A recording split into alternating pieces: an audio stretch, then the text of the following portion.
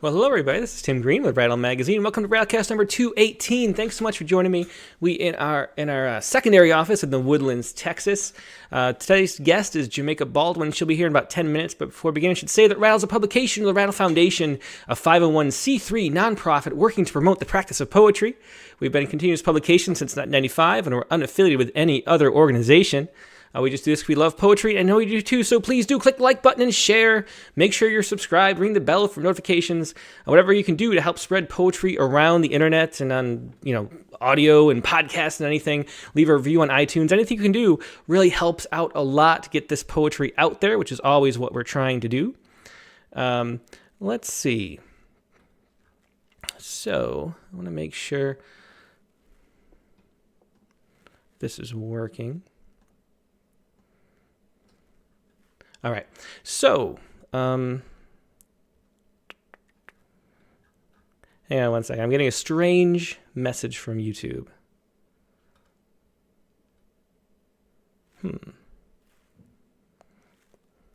Someone watching on YouTube, please let me know that you can hear me, because it says that the audio is not working. All right, well, let's see. I'm going to wait a minute to make sure. So, let's see. Everything good here? Okay. Yeah. Oh, it just said the audio bit rate is 0, which makes no sense. But I don't know. But if you can hear me, so Katie Dozier can hear, Nancy Tennell can hear, Odd Writings can hear, Bishop Jet. Thank you so much, everybody, for confirming. I didn't want to talk into silence for 3 hours without knowing. Okay, so as I was saying, the Rattlecast is coming up. Jamaica Baldwin is here. We always like to start out with our prompt poems, though. We have 2 prompt poems this week. It's such a powerful week for poetry. There was so many. I think we had about 250 submissions and some beautiful poems coming in. We had these 2, though, that we'd like to share. Neither of the poets this week could be here for various reasons. Can let you know Bob Hicok, Sunday's poet. He was originally scheduled for September, had to cancel, but he's going to be on December, I believe it is 7th or whichever Monday that is. So Bob Hicok will be back here about a month from now. But he had this beautiful poem, This Again, really powerful, important for the moment. And as Bob tends to do, he said, I'll show this on screen for you right now. Here we go. But Bob said, don't know what to say about this other than what the poem does. And the story is explained in the poem itself. So I'll just read it, and we won't show you the link either. But here we go. This is Bob Hicok's poem from Sunday at Rattle.com, This Again. The recommendation from some website quoted on the news is to rape, cut the throats of, and throw female Jews off a cliff. But how far are the cliffs of Ithaca from Cornell, where the raping and throat slashing is supposed to occur? And if you don't have a car, are you supposed to borrow one, or can you Uber a body to a cliff and ask the driver to wait while you chuck it off? And what if you're afraid of heights? It's time we address the shocking lack of detail in anti-Semitism. It's one thing to hate Jews, but another to ask me to hate Jews without telling me how to hate Jews or why I should hate anyone when loving everyone is an option. A difficult one, I admit. Impossible even, but in a process sense. It requires no knives or cars or evil and can be conveyed in a simple phrase: see someone, love someone. Or love thy neighbor as thou loves apple pie. Or love thy stranger as thou loves straight for touching us without starlight for touching us without knowing our names. Have you ever felt as brittle as kindling shattering to pieces just under the shower curtain of your skin? It's a rhetorical question because I know you have and will, as I have and do right now. So screw every cult of hate, every bullet and knife and bomb and shitty thing said under the breath or with the full conviction of the lungs. If you see a Jew, be a Jew. If you see a Muslim, be a Muslim. If you see a human, be a human. The lend an ear or a hand kind. The how's it going kind. The kind. No one chooses who or where or when to be. We just sort of collectively are. So hating you for being you makes no more sense than you hating me for being me. And I don't want to be raped or have my throat slashed or get thrown off a cliff, hard as that is to believe. I want to see the cliffs of Ithaca in moonlight, the Kaaba in Mecca circled by a crowd pulsing with faith, the ice hotel in a snowstorm.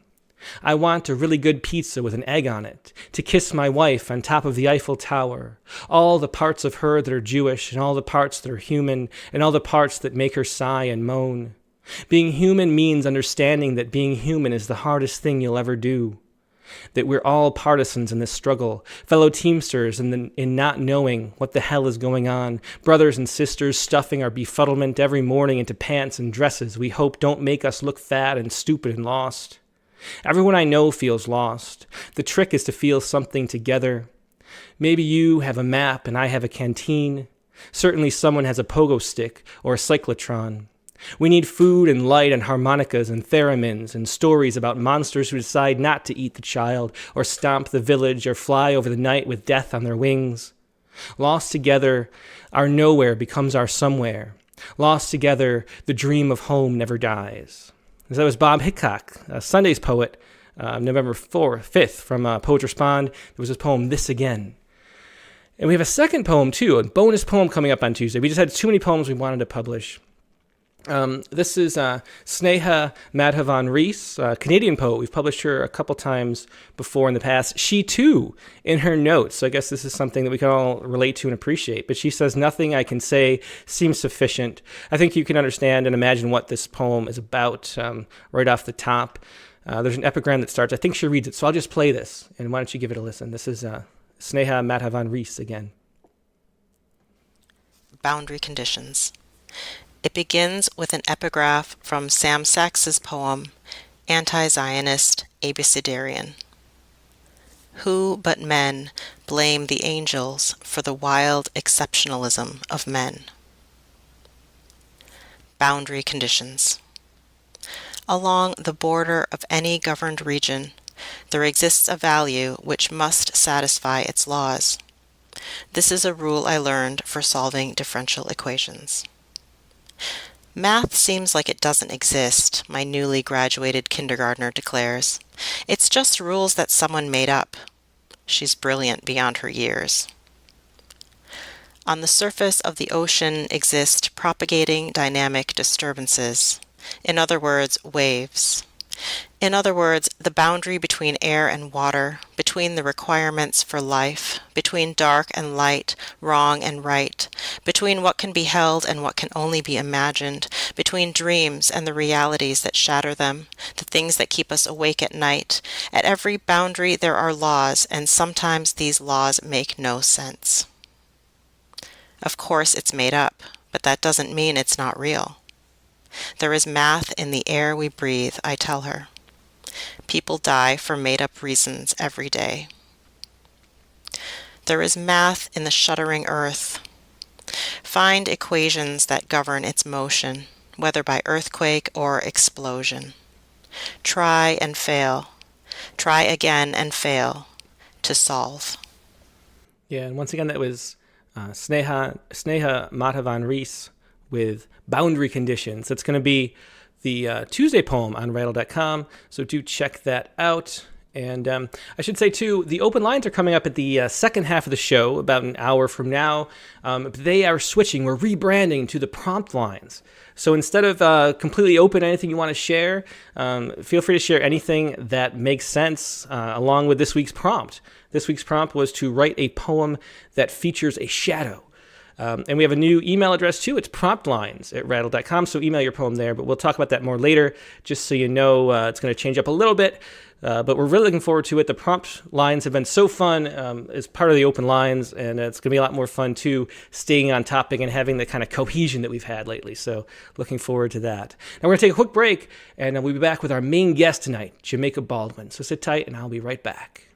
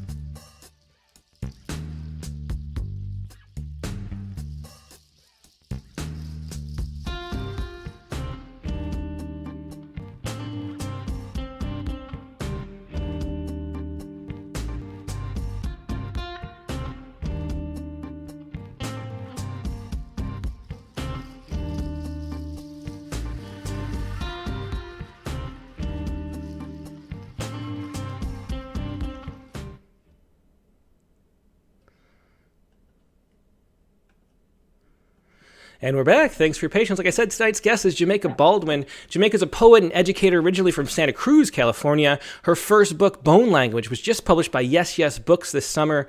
Her accolades include a 2023 Pushcart Prize, the National Endowment for the Arts Fellowship, a Rhino Poetry Editors Prize, the Glenna Lucy Prairie Schooner Award, as well as the San Miguel de Allende Writers Conference Contest Poetry Award. She's also served as a community-based teaching artist with writers in the schools, Seattle, Louder Than a Bomb, Great Plains, an affiliate of the Nebraska Writers Collective, and taught generative writing workshops for women in Guatemala. Jamaica has a PhD from the University of Nebraska-Lincoln in English with a focus on poetry and women's and gender studies, and she is currently an assistant professor in the Department of Writing at Ithaca College in New York, close to where I grew up. Here she is, Jamaica Baldwin. Hi, Jamaica. How you doing? Hi, Tim. I'm well. Thank you for having me.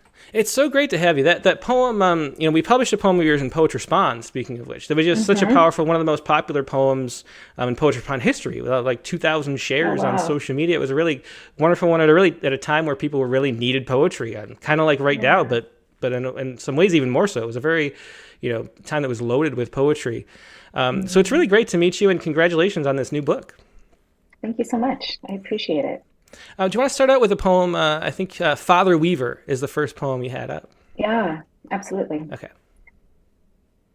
Father Weaver. If he wasn't janitor, he'd be gravel artist. He'd be glitter farmer. He'd groove skate down Beach Hill to Isley Brothers. If he wasn't janitor, he'd be tennis racketeer, ocean tamer, cicada sequencer. He'd turn his knit cap upside down to catch fireflies, load them into pitching machine, point upwards and shoot stars into sky. If he hadn't been liquor undertaker, booze regulator, drunk gambling wish denier, he might have been daughter wrangler, fear whisperer, sweet lullaby impersonator. His underwater voice might have sung me to float and swell. If he hadn't been vodka foreman, he might have used strands of daughter hair to draw maps of blackness onto his back. I might have watched them stretch and curve and maze him into father quest, into secret daughter mission. I'd pack a flashlight and meals for the trip. I'd stretch and nimble get. I'd compass take. Whistle and song, I'd path follow and lost get, and a round turn, till I center reach and undead him. Yeah, that was Father Weaver by Jamaica Baldwin from her book Bone Language. A beautiful poem there. I love the way it turns at the end. Thanks so much for sharing that. So I always like to ask poets to start, how they got into poetry. What was it that made you fall in love with language? And how old were you when you did? And what was your journey like into poetry? That is a good question. I am a late bloomer, I guess. I could say. I started with fiction, actually. I started writing fiction about,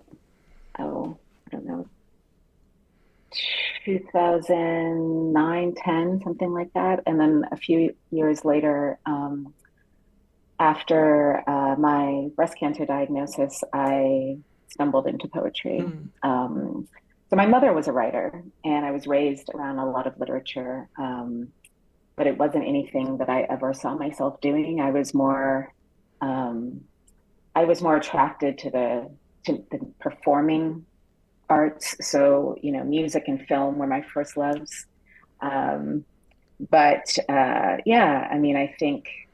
think I carried it with me, through osmosis, just having all of that literature around.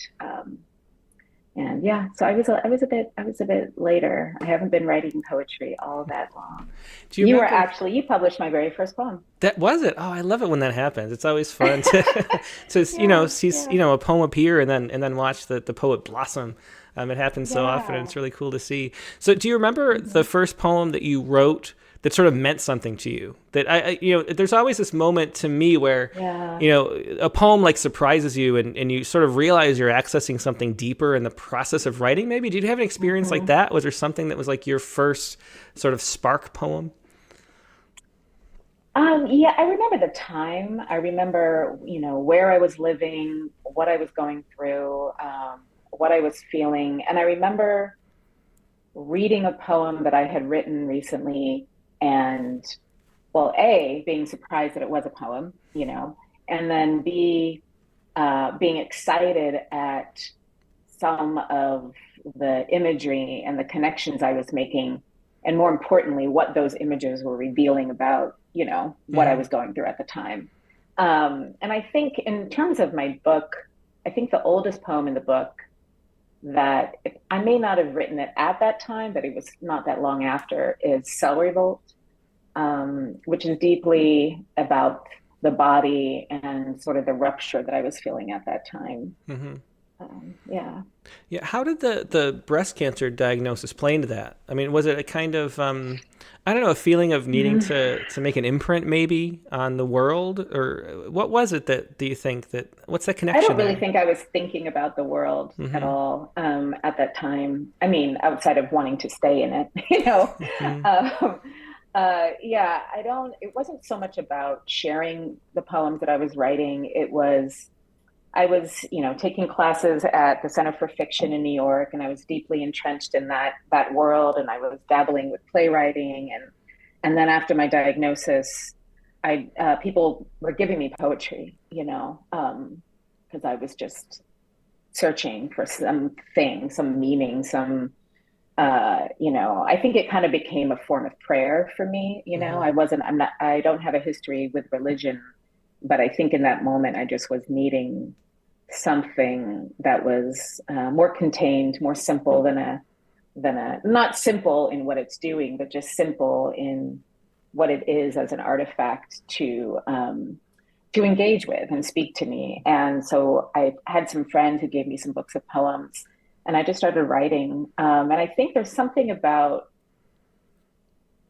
the poem's ability to contain so much of a world and so much feeling in such a small space, and kind of releasing the stress of plot and really being able to focus on emotion and feeling that I was just really attracted to and really needing in that moment. And at the time I wasn't thinking about what I'm going to do with these poems, Yeah, just writing for their own sake, I imagine, right? Yeah. Well, let's hear another one from the book.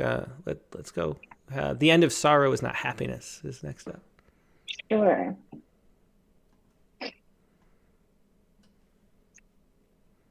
The end of sorrow is not happiness. I've gained many things since cancer: poetry, extra weight, a distrust of happiness. The way this country names it a pursuit, a destination most are never meant to reach. No matter how many shovels we break digging, there is always more earth, more history, more heft required to fail. Even if I could make my way through their labyrinth of promises without coming undone, I'm not sure I'd want to give up my sorrows. All my reckless patience wandering through untamed hallways. I've grown accustomed to their defiance, to the melancholy of women unbolting private alienations.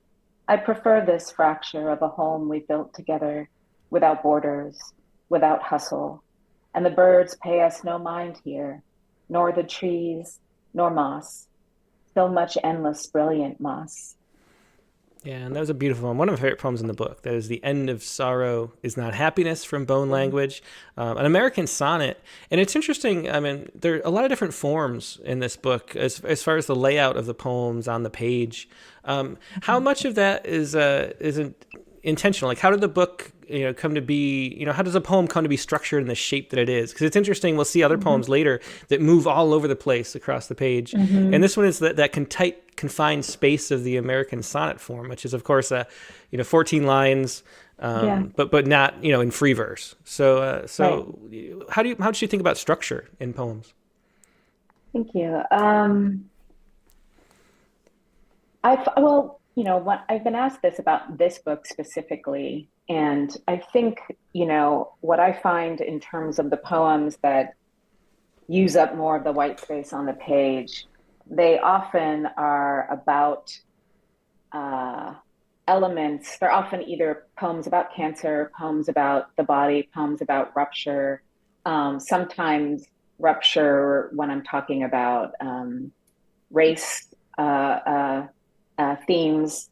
But I think something about that rupture feels like I can't, like it needs that space and feels like containing it in a neat, four tercet poem or a neat American sonnet would be uh, just wouldn't fit what I feel the poem is doing emotionally. Hmm. And so I think in that way, the kind of more wild spacing reflects that. And I also notice, um, first I noticed it, and then it became intentional later. But I noticed that I feel like I have uh, an attraction to using, say, a couplet when I'm writing intimate poems, especially when I'm writing about my mother or my father, and it's me and another person that I'm engaging with on the page. I tend to write in couplet, sometimes tercet, especially if I'm going out and opening up into a larger idea from that. Um, yeah, and so I think those are kind of how I tend to look at at form. But then other times, some of the poems in the book started off as formal poems, Hmm. or more structured, or more neat structures. But then in the revision stage, I sort of broke it out of that because it didn't seem to want to be contained in there. Yeah, interesting. You can feel that in the voice, the sort of the breaking and Hmm. the sort of flying apart into freedom in a lot of the Hmm. poems. It's interesting. Can you tell us how how you settled on the title, Bone Language? How did that come to be? Yeah, that was a long road. It had many, many, many titles before that. That title, I was actually in a graduate class where we were looking at and writing and discussing chapbooks. And so we had all put together in my PhD program, and we had all put together little chapbooks. And I titled the chapbook, I think it was from a line in a poem that was in that chapbook. And I said her, it was originally called Her Bone Language. My friend who read the chapbook said, why don't we just get rid of her? And then the chapbook ended up, many of the poems in the chapbook ended up moving into bone language, what became bone language. And so that was just the title that resonated with me the most. And I think it also speaks to what I'm doing in the book. So Hmm. there's a lot of poems, or a number of poems, where I'm specifically engaging the language, either the etymology of words, or the silences that surround language, or the inability of language to do what we want it to do, the violence that often comes from language, and then the body is just very prevalent. So Yeah, that's why it seems like a great title to me. The yeah. the sense that the bodily nature of language, that sort of deep, Hmm. the deepness of language in the core of our being, kind of as a, Hmm. through movement and all the things that our bones do, themes that come up a lot in the book Yeah. too. So it's a beautiful Yeah. book, about the depth of really where language comes from, maybe, Yeah. and the deeper core of our Yeah. being and our history. So it's a Yeah. great title. Absolutely. Thank you. Well, let's hear another poem from the book. Let's do Forbidden. Sure. Yeah. Forbidden. Let me go back to my father, in the body of my mother, the day he told her, having black children won't save you when the revolution comes. Let me do more than laugh like she did. Let me go back to my mother and do more than roll my eyes when she tells me I think deep down in a past life I was a black blues singer. My mother remembers the convent where she worked after I was born, the nuns who played with me while she cleaned. My father remembers the bedroom window of their first apartment, his tired body climbing through. It was best, they agreed, if she signed the lease alone. Scholars conclude the myths of violence that surround the Black male body protect the white female from harm. I conclude race was indeed a factor in my parents' attraction. I am the product of their curiosity, their vengeance, their need. They rescued each other from stories scripted onto their bodies.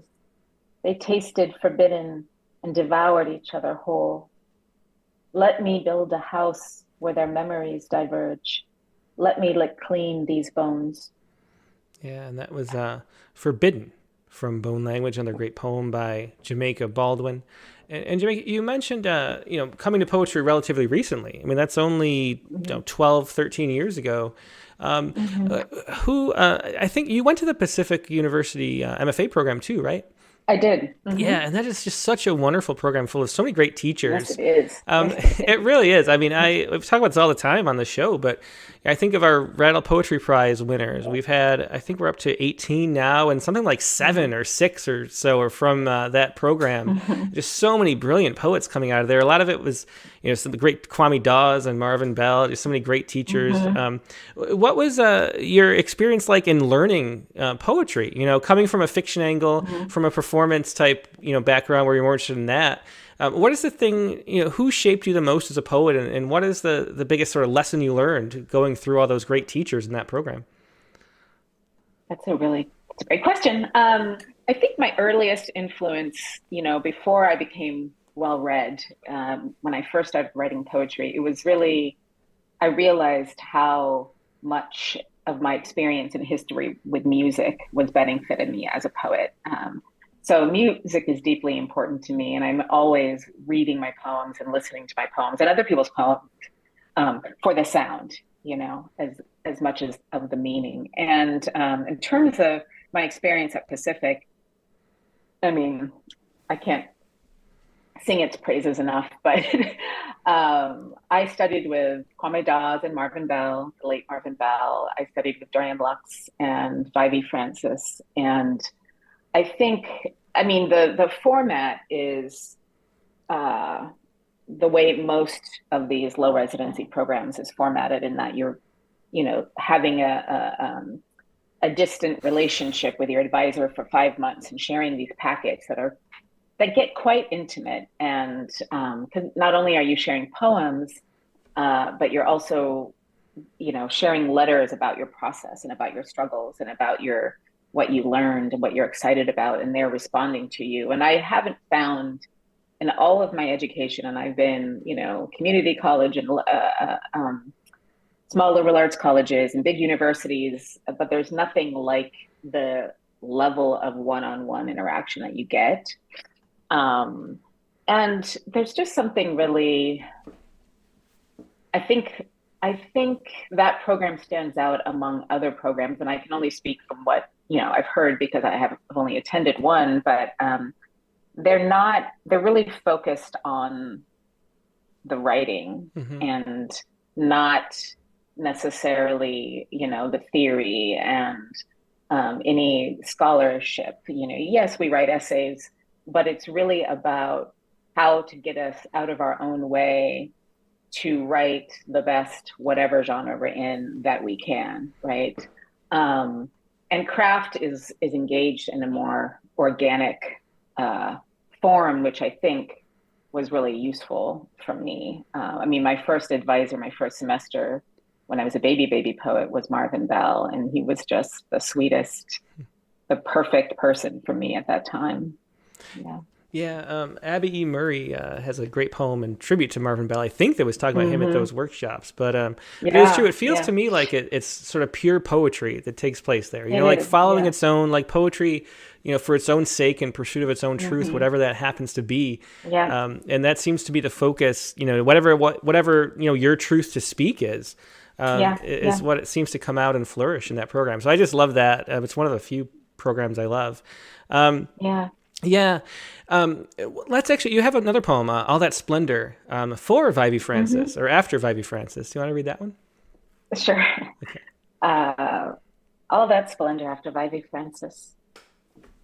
I watch them work, spiders with their trapeze swings, spinning worlds so easily broken by the avalanche of my body. This breaking of webs isn't always an accident. No. Sometimes I just want to ruin something perfect to see how quickly it bounces back. Tell me you haven't wanted to tarnish, to dull all that ferocious effort. Tell me you haven't been stretched and left delicate, barely there, till every part of you is an entrance. This is what happens when we leave all our splendor out in the open.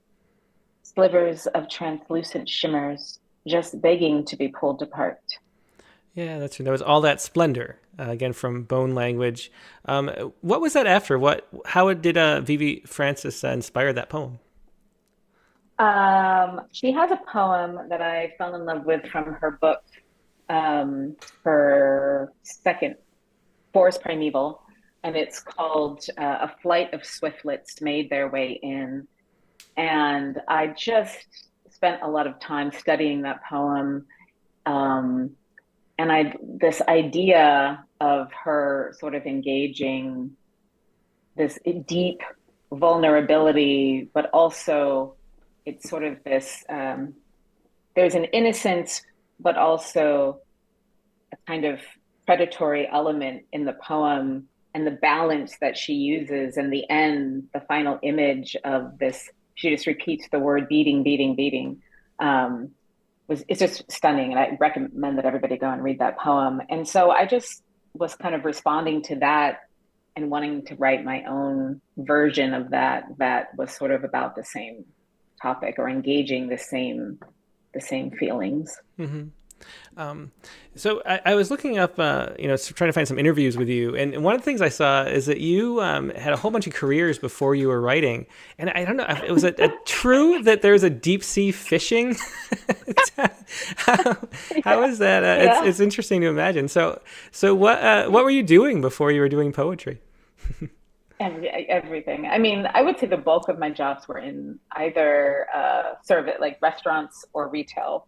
But I tried everything. My aunt was a deep sea fisherman in the 90s. Oh, wow. and in Seattle, and I lived there when I was about 19, and I saw the life that they were leading, and they would spend the summers out in Alaska. It's very dangerous. It's a very dangerous job. And they would make a bunch of money, and then they would travel the world the rest of the year. And I was just very, very inspired by the idea of making, tens of thousands of dollars in a few months. And I asked her about it. And so she hooked me up with a friend who had a new boat, a new skipper. But she said, before you go to Alaska, I want you to try a little few weeks here in the San Juan Islands. And so I did. And and I never made it to Alaska. So she was very smart in making me do that first. It was a great experience. It wasn't all bad at all, but I knew that I wouldn't be with those people, and I might be the only female on a boat, and it was months at a time, and it was in a very rough seas. And so, it dawned on me that I wasn't quite my cup of tea. Yeah. Well, we had Peter Monroe is a fisheries scientist who we interviewed in the Scientist Poets issue, and he does the same thing out in that same area. But he pulls up catches and checks out what's there, writes poems in his bunk, and then comes back to the mainland after like 3 months. It seems fascinating, and the thing that I love about that concept is I've always felt like the process of poetry is almost like deep sea fishing, and the way that like like you sort of feel a tug at the line, and you don't know what's going to come up, and that's sort of that thing we're all chasing, is that feeling of like, I feel like I've got something here, but I'm not sure what it is, and then you pull it up to see. And I always love that as a metaphor for the writing process. Do you feel that way? Do you feel surprised by what comes up when you write a poem? Absolutely. And now that you say that, I mean, the kind of fishing that we were doing, you would, the little skiff, somebody would go on this boat and take this big net and make this huge circle. And then we would just wait. And so a lot of it was waiting. Yeah. You put out the effort, and you wait until the skipper says, okay, let's bring it in. And then you hope that when you bring it in and you're being rained on by, jellyfish and all kinds of other stuff, that you're going to have a big batch of salmon or a score at the end, right? And I Yeah. think there's something very similar to poetry in that you put it out there and you don't really know what's going to come. And sometimes you are waiting. Yeah, waiting in Yeah, that empty page. Yeah, the exactly. empty page. Yeah, exactly. But if you don't throw it out there, you're really not going to catch anything at all. So Yeah. I could go on and on about this metaphor, but So how much, having all those careers, how much has that influenced your poetry? Because there's some advice I've heard from people is, don't go to an MFA program, live life for a while, do a lot of different things, and then start focusing on writing like a little later, so you have some experiences. Do you find that to be a truism, that you benefited from having done, spent those 10, oh 15 yeah, years doing other yeah, things? Yeah. yeah, 100%. My mom, when I first started writing, she said something like, like she was surprised at the quality of my poetry, seeing that I hadn't been writing it before, and she goes, but maybe I think you've always been an artist your whole life. You just haven't found the art, Mm-hmm. So all of my experiences were informing this moment. And I don't know. Part of me thinks that might be true. Part of me thinks it's a little woo woo. I don't know. But yeah, I mean, I don't know. I don't think my education taught me how to write poetry. Mm-hmm. And that wasn't, why the biggest reason why I made the decision to go to an MFA and then a PhD. I think what it did was it taught me how to have a more discerning eye. It taught me how to read deeply, which then made my poetry better, right? It gave me a community of people that then became my readers, and we championed each other. And I think that is crucial as a writer and an artist. But there weren't classes, where we were learning how to write. And so, yeah, I think it's really about community, and it's about honing that's the skill of being able to see what the thing is. I remember I've said this before in different interviews, but Kwame, in some poems that I was writing when I had him as an advisor, and sometimes he would write on a poem or a line somewhere, I don't believe you. And the first time I read that, I was very insulted and took that very hard. What does he mean? I don't understand. I'm not lying. And then we talked about it, and he said, it's not that I don't believe what you're writing. It's that I don't believe that you believe what you just said. Yeah. Like, I don't believe that that's the truth that you're trying to get at, right? And once I understood what he was telling me, then in my revision process, I would ask myself that question, like, do I believe myself? Is this really the truth that I'm trying to convey? And that has been priceless in, ever since. Yeah. Yeah, living a life, tells you what really matters too, and, Yeah. starting out that young, I didn't know what mattered when I was 20, and so, having, live a little bit is such an important thing for a writer to do. You mentioned your mom was a writer. What kind of writing did she do? And what does she think of your work now? How much involvement does she have in it? Yeah, she went to got a master's degree in fiction.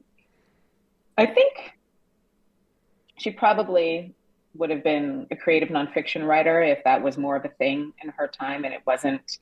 But yeah, she was a fiction writer. So the influences that I had around the house were, Toni Morrison, and, The Bluest Eye, and all that. And James Baldwin was an early writer that I fell in love with. But she's probably my biggest champion. She reads everything I write, not necessarily before it's published, but sometimes before, sometimes after. And what I'm really grateful for is I have friends who write about their families, and it is not, they don't have their family's blessing. And I think that is a really hard place to be in. And I'm very, very grateful that even the poems where I portray the maybe not so great sides of who my mom was at a certain time in her life, she can see past that to see what it is doing in the form of art as a poem. And she, just usually loves what I'm doing. But she's also a harsh critic too. And if I share a poem that I'm revising, she'll be very honest. So, Yeah, well, that's definitely a great influence to have for sure. yeah, Let's do another poem. "Sing in the Dark" is next. yeah. So this poem I wrote as a response after reading "Playing in the Dark" by Toni Morrison. For those folks who know that book, "Seeing in the Dark." When I was 12, I learned Morse code. Spent a weekend at Pigeon Point Lighthouse with a ham radio, tapping greetings to kids in Russia, then waiting for their response in return. Now, when I think of lighthouses, I think of us eager to reach across borders, or that Sinead O'Connor song about the woman forever waiting for her man to return from sea. And sometimes I'm the woman alone in a lighthouse with underwater memories, always waiting. Some nights I search my body with a flashlight for signs of the future. Light, we've been taught, is how we find each other in the dark. The omnidirectional lens, guiding boats away from dangerous edges, the North Star, the moonlight, a point of reference to cling to in the dark emptiness of night. Dark, empty. The language they ascribe to our bodies is made of the same shadow and warning. It's no wonder they fear us. No wonder my father at 63 was a miracle. No wonder night, like his body, has been riddled with the language of dread. But light isn't the surest way home. We've grown accustomed to the ease of it, as if ease was the point of living. Grown idle in our new skins, forgetting our nocturnal ways. Every now and then, I remember what it felt like to see in the dark, beyond what the light reveals, to see how perfect we all are in the absence of its confident gaze. I've never seen a night unpolluted by light, never loved a body that wasn't held up to light scrutiny, but I'm learning. Last night, I ate in the dark, closed the blackout curtains and touched my body in new ways. I remembered to be grateful. I remembered what Toni Morrison said about impenetrable whiteness, that such illusions are sinister and lazy. I remember that shadow is only ominous because language made it so. I swear to you, listening to Nina Simone in the assiduous dark will shatter you on a cellular level. This is the ocean of what we've lost inscribed in night's unfolding, not an eek, but a bellow, a darkness so rapturous it blinds. Yeah, that was another beautiful poem, "Seeing in the Dark," from Bone Language by Jamaica Baldwin. Jamaica, you mentioned, having a background in performing and music. How much of that is what you're doing with poetry? Like what's the relationship between that kind of performance as an oral storytelling kind of device? What did you do as far as performance goes before you were doing poetry, and how does that fit into how you write as a poet now? When I was younger, I was really, I was in different dance groups and dance troupes. And so it was choreography. Oops, sorry, excuse me. That's okay. Earbud. So choreography, following choreography. And when I got older, I got into partner dancing. So that connection with another person that you don't know, and kind of following each other's leads, following each other's body movements, is a really powerful form of dancing that I enjoy more than, say, freestyle dance. So this ability to kind of, put your hand in someone else's hand and you've never met, but then you're able to do a dance together. And there's something it's spontaneous, it's unplanned. I mean, both parties have done the preparation on their own, but there's something about that moment that I find really special. And I think I haven't really thought much about this, so this question is really interesting, but I think I think that idea, that sort of spontaneity and uh, the idea of what is choreography, I'm going to have to, reflect on that a little bit more. And then the other thing I did was I worked behind the scenes for plays. So I was very much into musicals. Mm-hmm. And so I did behind the scenes, like set and light and sound for different plays. And so I just have a very aesthetic way of engaging with the world that I think probably in many ways comes through in both my process, my writing process, and probably my reading process as well. Mm-hmm. Well, there is a way too. I mean, I always think about it because if you go to a poetry reading and there's like a really great poet that's really, connecting with the audience and has music to their language, you can watch their feet. And their feet are always kind of moving around in this little dance. Yeah. And they don't even know it almost. Like there's this you can't get it out of your body really. I mean, poetry is a bodily medium. And so having that background in dance seems really valuable. And just the way that, that, a lion is like the heartbeats in a breath, there's all that stuff going on that's so musical, even though we don't think of it that way. We think of it as just, speech and, and patterns of speech, but it's really the body and the breath that is working the whole time. Yeah. I find that when I'm reading and especially when I'm standing up in front of a crowd at a podium, I sway. I sway back and forth, and I've been told by certain people, to stop doing that and just stand still. And it's very awkward. It's very awkward. Oh, I think that's great. It's a sign of somebody who's really getting into it in their body where it's supposed to come from. That's the bone language, which is why it's a great. We have a poem too, which you should check out, called "John Berryman Used to Sway," about how he would sway at his readings. So it's somewhere. Oh, really? Yeah, I can't remember which issue. It was in one of those issues, but John Berryman for sure. And you can just look at poets, when they're really into it. And they're really experiencing and making music with their breath, which is what poetry is. Their whole body's involved. It's not, and so, it's really interesting to hear that. Well, I've noticed some comments about your endings, but I should say, if anybody has any questions for Jamaica, please leave them in the chat windows, either on Facebook or YouTube. I'm watching them and I can pass any along. But a whole bunch of people keep saying, I just, out of the corner of my eye, keep saying, great ending to all of your poems. And so it's always a good question to ask is, how do you get to the end of a poem? How do you know when the end is right? And you can make somebody say great ending with that poem. I don't know if I have an answer to that question. I know that a poem will remain unfinished for a really long time if I can't end it. And if that ending isn't due, I have to feel that, what everybody is saying, yes or aha, I have to feel that myself. And it's just a feeling in the body when you've done it. There was a poem that I wanted to put in bone language, and it was, I'm not gonna say perfect, but it was all there except for the very, very last two lines. The last couplet, I just couldn't do it, and so I didn't put it in the book. Doesn't mean that it'll never happen, but it didn't happen in time for that. I don't know. I think I pay attention to the endings of all the poems I read, and I think there's something.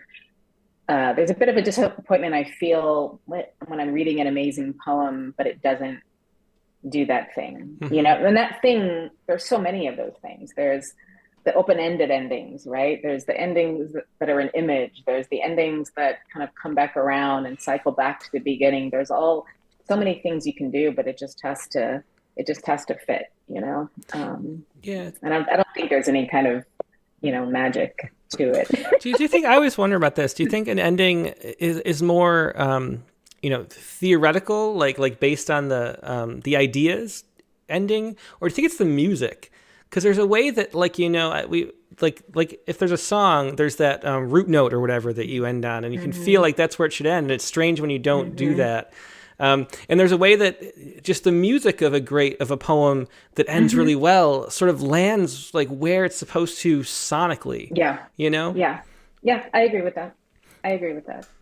And I find that there's, that I did this for a while when I was first starting out, because I'm so invested in the music, that I would have this inclination to end with end rhymes, at the very end, have like the last two lines kind of rhyme. And I think it was, I think it was an easy way out.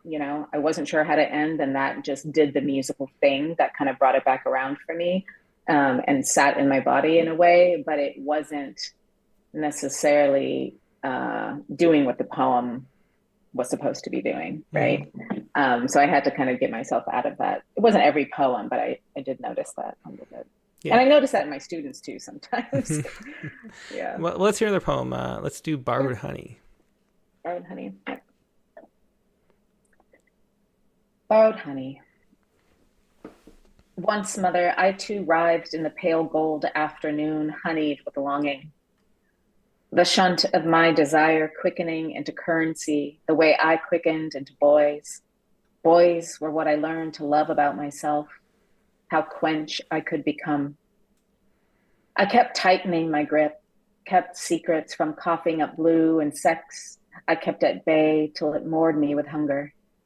I am fastened from myself, waiting for you, who kept afternooning inside sleep's memory, who kept memorying inside antidepressant afternoons. Again and again, I found you napping on the bed, shattered with the words of dead women, Plath, Sexton, Wolf. I began listening to nude songs on repeat, till a boy wrapped them in yellow and sat them by the fire. He wouldn't listen when I told him, melancholy is its own kind of heat. I couldn't green without shame, but all I wanted was a love that desired me anyway, or anyway, at least someone that loved my desire. Which is to say, mother, I don't begrudge you your colors. Which is to say, I kept answering your drowned voice with my own, kept singing along to our borrowed honey, kept words, the dead of women, quick with longing. Yeah, it's great. You can hear the music in that, like we were just talking about, and the way that ending musically clicks on the note that it's supposed to end on somehow, whatever that means. That was Borrowed Honey from Bone Language. There's a great question from Ellen McCarthy over on Facebook. She asks, how do you approach writing about topics that have you pulsating with wrath or fear or sorrow that doesn't come off as a rant? Is there a tip on how to find a way into such a poem? And especially, right now, there's so many, there's so much going on, especially in the Middle East. We want to address it somehow as poets, and we feel a lot of emotion. But then it's so easy to fall into that ranting position where, it's not really poetry, to be frank. Yeah. Oh, man, that is a really important question. I would probably say write the rant first, but in terms of, I think the thing that I've found that works for me is to find the personal in it. I'm thinking about the poem that you published back in 2017, and I was full of wrath.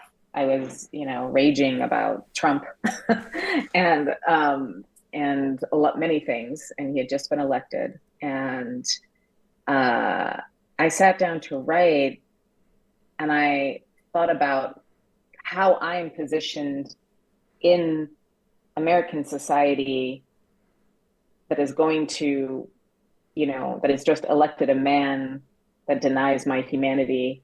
And what does that mean?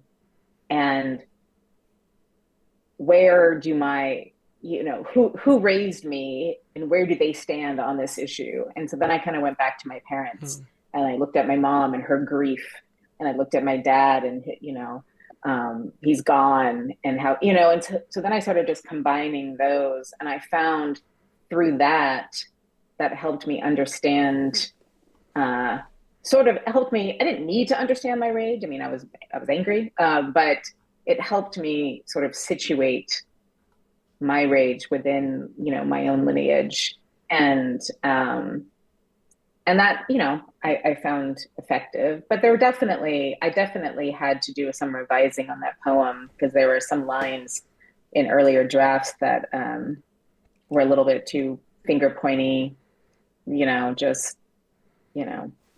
calling people names that wouldn't really work in a poem.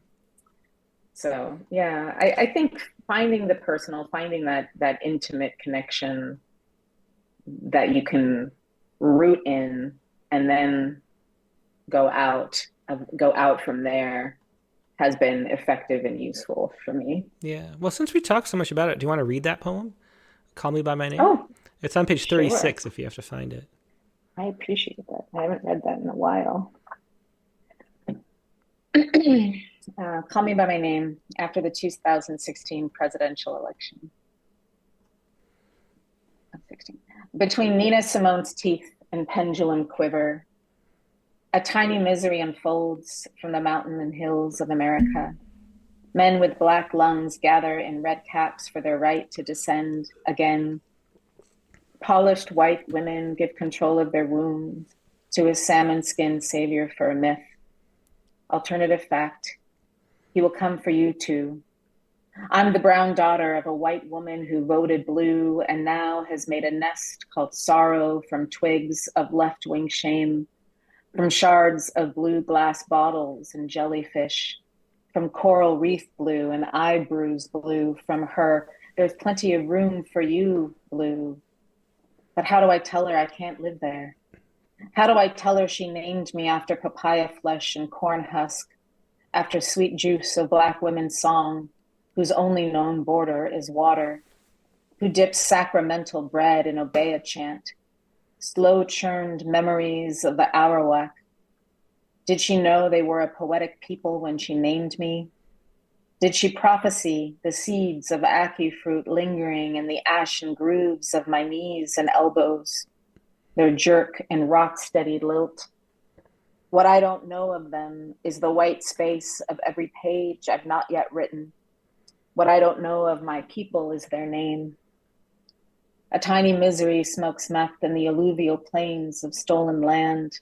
Make America great again slides through willing teeth in the mouth of last-ditch hope. Alternative fact, I will fight for you too. I'm the brown daughter of a black man who died like black men do too soon, back broke, inevitably. In retrospect, we should have buried him in the worn-down beanie he wore every day, yellow, green, and black, appropriation or a premonition. Were he here, he'd shrug, say, ain't no surprise. Them white folk never meant us to have too much slack in that rope. How do I tell him I can't give up like that? How do I tell him he named me after a place designed to resist? Cocoa leaves and tamarind breeze, cutlass slash and parish streets. Did he know my name would call attention to how very American I am? A tiny misery spreads disease-like from every he doesn't mean that each he tells it like it is, and words are just words I heard from all the well-meaning white folk who voted him in. Between Standing Rock and Flint, Michigan, I am here. Between refugee and immigrant, I am here. Between birth control and rape control, I am here. Between Nina Simone's teeth and pendulum quiver. Yeah, and that was Call Me by My Name, the beautiful poem after the 2016 election by Jamaica Baldwin from her book Bone Language. And you can feel, in addition to the way that going back and being personal about the political is what really connects with people, I think, too. So going back to that, and then the music, sort of, you can see, it's interesting to hear you talk about the poem, how it came to be a little bit. You can feel where the music of the poem sort of like push you forward, like when you were sort of going back and thinking about memories and details, and then the sounds. I mean, Gail Hemmon mentions that repetition of the do too soon. Also that whole the coral reef blue and eye bruise blue, all those blue sounds too, sort of pulling the poem forward and letting you sort of engage with your imagination too. It seems like a process, from a distance anyway, of letting the poem do what it wants to do without and staying out of the way. Like you already mentioned, that the MFA program, it was about teaching you how to get out of the way of the poem almost. Yeah. And you can feel doing that there. What do you think is the purpose of a political poem? It's always an interesting question because, the people who, need to learn from the political poem are probably not going to be the ones who read it. Yeah. So what do you think? Do you think a poem can change the world? Is it something that is an aspiration or not?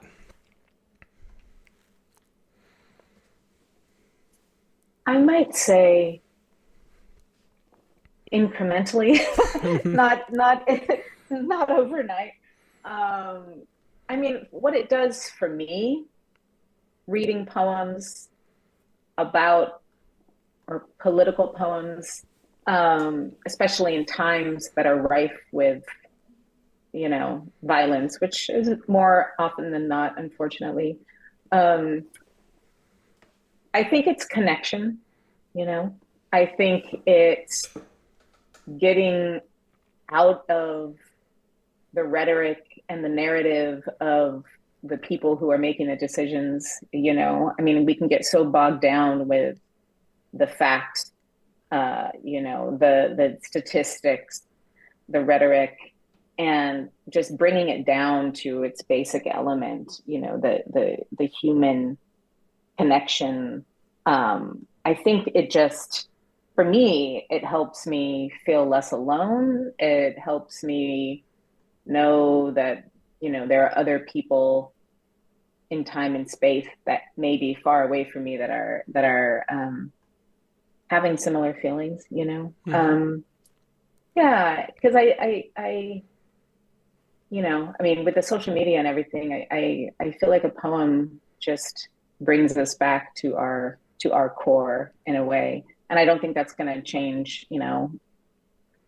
Biden reading a poem isn't going to, end this conflict tomorrow. But I think it'll resonate. And I also think it's a way of documenting, poets writing in the moment, in the aftermath, 10, 20, 30, 40, 50 years, you'll be able to see that it wasn't just what's in the history books. There were all these other people that were thinking different things and feeling different things in that moment. And I think that's important too.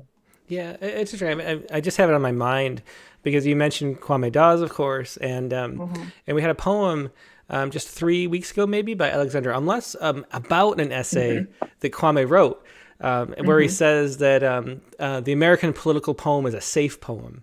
And it makes me think a lot about what safe means, And I wonder, it makes me think, is there such a thing as a safe poem? Do you feel like a poem has to have a little danger in it for yourself because you're trying to get at something that you don't know or want to acknowledge or something, deeper down that's been hidden for a reason, maybe? And it feels like any good poem has a kind of danger to it. Do you feel that way? Do you feel like there's a danger in your poetry? Some poems more than others, but I mean, I think I know him, so I think I know what he's getting at with that. But I mean, I think another way of saying that is what is at stake for you in this poem, right? How are you implicating yourself? How are you revealing the raw core of yourself on the page, or your understanding of whatever it is that you're writing about, And I think when I read poems by poets that are just unflinching in the way that they include themselves, I mean, they might be really hard to read, but I get very excited. And there's not one way to do that. It doesn't mean the poem is in your face. There can be very, softer poems that are still doing that work. So there's many ways to achieve that, but that's always sort of what I'm striving to do. And it doesn't always, there's big versions of that and smaller versions of that. And the poem will tell me what it's sort of calling for, I think. Yeah, well, that's interesting. I want to get to the last two poems that you had that you wanted to share. So let's read Absence now while we have time. Sure. Yeah. Absence. I'm learning to fill it slowly, my hands deep in the earth. I fancy myself a northern pitiful beast dazzled by the cold. But for now, this heat is all I have. For now, I will walk through the flower fields, reciting their names like a prayer or a plea, peony, hyacinth, crested coxcomb. I found the dark honey between the plague and its aftermath of more plague. What is suppressed always comes back stronger. I must admit, I envy its flower-shaped resilience, such brilliant molecular beauty. Soon we will learn to forage for dead things on all fours, tonguing tomorrow's ravages, blackened forests, oil-slicked sea anemones, a broken doll with a missing eye. This is where I'll place the freshest bloom. This is where I'll emerge from absence like a carnivorous creature after winter, dripping with hunger. That was Absence, one of the end poems from Bone Language by Jamaica Baldwin. And the last poem that you wanted to share was a cento. And that's not something that you see all that often in books of poetry. A cento is, of course, composed of lines from other poets. What was it like, writing that, and why did you want to tackle a cento like you did? I think my initial impulse was to tackle it, to do it, and I attempted to write a traditional cento that was 100 lines of borrowed lines. It didn't end up working poetically, so I cut that down. But I think I was really inspired because of who I was borrowing the lines from. As I was getting deeper and deeper into poetry and reading the bios and getting to know all these poets like Audre Lorde and Lucy Clifton and Lorraine Hansberry, not a poet, but a Black woman writer in the 20th century. I was learning that they all died from cancer. Different ages, some young, some older. But knowing the statistics now as a survivor myself, and that, Black women don't get diagnosed as much as white women, but they are more likely to die of their disease. There's just something about that knowledge and seeing that consistently among all of these brilliant Black women writers that just made me very emotional, and I wanted to kind of write something that was honoring them and also connecting me to them. So the poem includes lines from just those five writers. Yeah, I mean, it's such a powerful poem given, like the setup of what the title is, that knowing that these are all people who died from breast cancer, do you want to go ahead and read that to close out the show? I'm not sure every single one of them died from breast cancer, but definitely cancer. A cento for Black women who died from cancer, dedicated to Gwendolyn, Audrey, Lorraine, Lucille, and June. Her bars lie wet, open, and empty, and she has made herself again out of flesh, out of dictionaries. I am she, and this is my story of her. How much of the truth to tell? I was born Black and female. For those of us who are imprinted with fear like a faint line in the center of our foreheads, the dark hangs heavily over the eyes. Nobody show me how to make a cup of coffee with no hands. If I could grow arms on my scars like them, I wouldn't apologize for my thorns either. Just stand in the desert and witness the destruction within me, hoping that when the devil days of my hurt drag out to their last dregs and I resume on such legs as are left, wondering, which me will survive all these liberations? I might understand, except that I'm tired of understanding. If this alphabet could speak its own tongue, it would be all symbol, surely. Simply a long line as in geometry, one that reaches into infinity. And because we cannot see the end, we also cannot see how it changes in the non-cheering dark, in the many, many mornings after, in the chalk and the choke, a huge raggedy scar. And so I go on. I wish to live, because life has within it that which is good, that which is beautiful, and that which is love. Mama, I want so many things. I want so many things that they are driving me kind of crazy.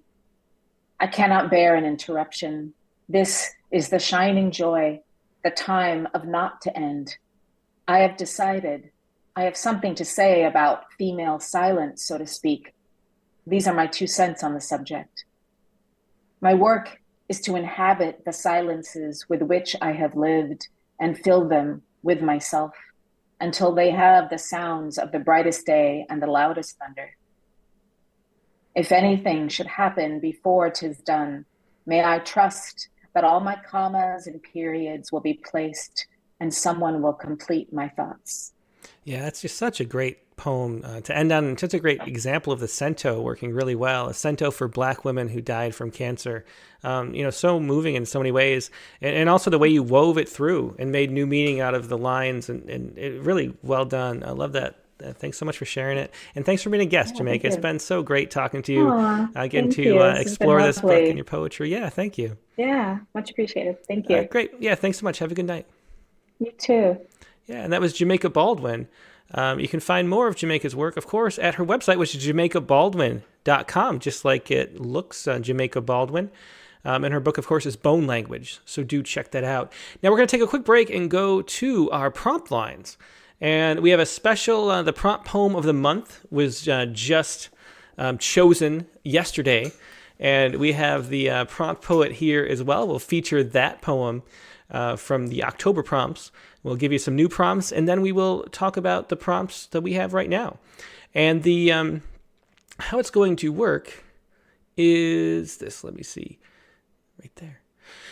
So nowadays, after we switch to this prompt lines from the open lines, you're going to email your poem to promptlines@rattle.com. I'll pull them up both if you only did one, it's okay. But try to email to promptlines@rattle.com this time.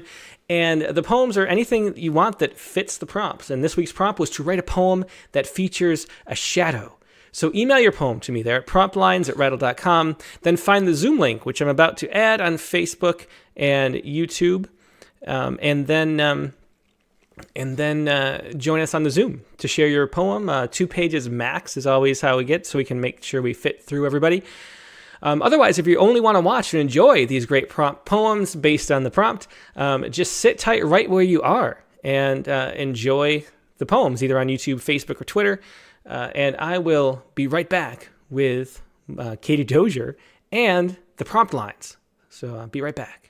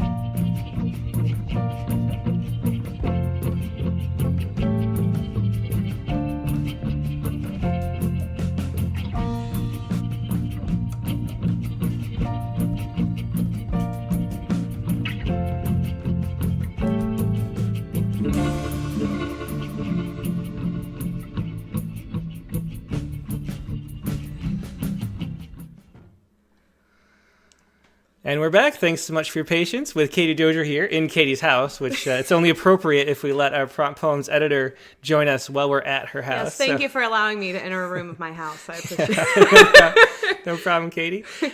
So we have, how do you want to start? Do you want to, let's talk to Tammy Greenwood first. Yeah, I'm super excited to talk to Tammy. Yeah, so here, let's ask you to unmute Tammy. Hi, Tammy. How you doing? I'm doing great. Yeah, it's so great to see you. So glad you could join us.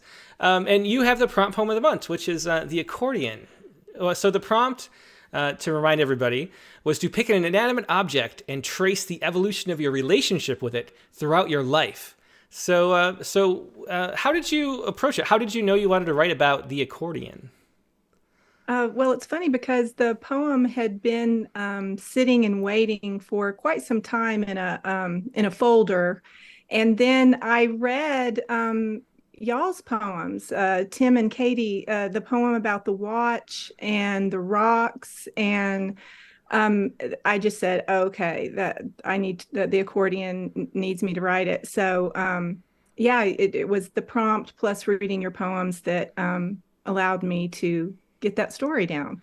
That's just super interesting too, because within the poem, of course, the accordion has almost a similar fate for some of the time. So that's really interesting that you then picked up the poem again and that inspired you to. And it's a really wonderful American sonnet. That phrase coming up a lot It today. does, yeah. Yeah. Well, why don't you go ahead and read it, and then we'll talk a little bit more about it after you do. Okay. The accordion. The highlight of every Christmas was you climbing the attic staircase like a memory to your childhood, carrying down the brown leather case that held the pearl-keyed Titano accordion, bought by your parents the year you had rheumatic fever and told you'd never walk again. We sat at your feet waiting for the one song you learned before you proved them wrong, as you squeezed life into the empty vessel, exhaling La Vienne rose. The year we had to honor your do not resuscitate wish, there were no rescues, our breath only shallowing as we tried to follow yours. All of us still as the air left the room. Now I keep the leather case close, collecting dust beneath my bed, knowing at any time my arms wrapped around leather and linen lungs, the music can be so easily revived. Yeah, I just love that ending, the leather, linen, and lungs there. That was the accordion by Tammy Greenwood. And so Katie, what was it that made this poem stand out to you from all the others that you read? Well, one thing that stood out to me about it so much was the fact that there's so much said, but so much unsaid in the poem. And I think that, the length really helps that out too, in terms of allowing, poems for me have to have a little bit that's unsaid, but so much that is said, and you accomplish both. And I really love the story of the accordionist, and then the idea too of, what happens to these musical instruments once the person who played them is no longer with us. And it also made me think about, over the holidays, with the holidays coming up, how much we're all going to be feeling that even more. So a really beautiful poem. Thank you for writing it. Thank you for giving it space. Thank you. Yeah, just a perfect poem for this time of year, too. Yeah, thanks for sharing it, Tammy, and thanks for joining us today. Thank you. Yeah, and that was Tammy Greenwood with the prompt poem of the month, and that poem is going to appear at Rattle.com on Thursday. That's going to be Thursday's poem, because we have the Tuesday poem that you already read or listened to at the beginning of the episode. Now, let's go. What do you want to do? Let's go to this week's prompt poems. Okay. Are you going to go first this time? You're always making me go first. I'm making you go first. Okay. So the prompt for this week was to, here we go. It was, very simply, of course, it was to, there we go, write a poem that features a shadow. Okay.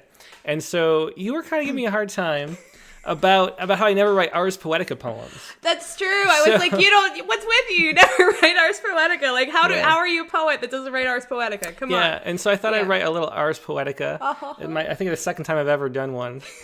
So here's my Ars Poetica, based on a shadow. Not the thought, but just its passing, like an airplane shadow moving through an open field.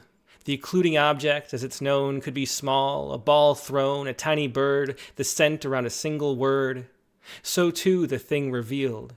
Here then gone, overhead 100 souls, the dimmest flash of song. There's my Ars Poetica. Nice. You should Yeah. write more of them. No, I don't think so. But anyway. Okay, so what did you write this week, Katie? All right. Well, a little different for me, I would say. I went a little different. I did start out actually as kind of an Ars Poetica too, in mine too. It starts there and then it went somewhere I wasn't expecting as I titled it afterwards. So not too surprisingly coming from me. You guys are probably rolling your eyes that it's another Hyben written by me, but here we go. Not only a Hyben though, but a verse Hyben. Oh yeah, which I have to thank Joshua Eric Williams for giving me that term of verse Hyben, because I was like, it's kind of an American sonnet, which, you know, it tends to be things come out 14 lines a lot of the time. It's just the way it is. And it's with the amount of time I have to write too. It's probably part of it. But all right. Chicka chicka boom boom. You could say my whole life took place in the shadows, behind the curves of letters, their humps and wild bumps curly cueing darkness across my face. Bathing in the shade of a coconut tree, Mrs. Duncan said I was born to be a writer, so I scribbled even harder on her stapled sheets. Colored a construction paper cover with a yellow crayon squeezed in the cave of my fist, drew a girl with arms that stuck out straight, just like this, cueing yet more shadows. Unlike Plato, she had to pull me from beneath my desk after the tornado. Solar flare. My daughter asked the meaning of life. Yeah, and that was the Hyben, verse Hyben, Chicka Chicka Boom Boom by Katie Dozier. And the haiku is really great at the end, which is the trick to a Hyben, right? Like you can almost write anything. Yeah. And then as long as and be like, connect the dots, people.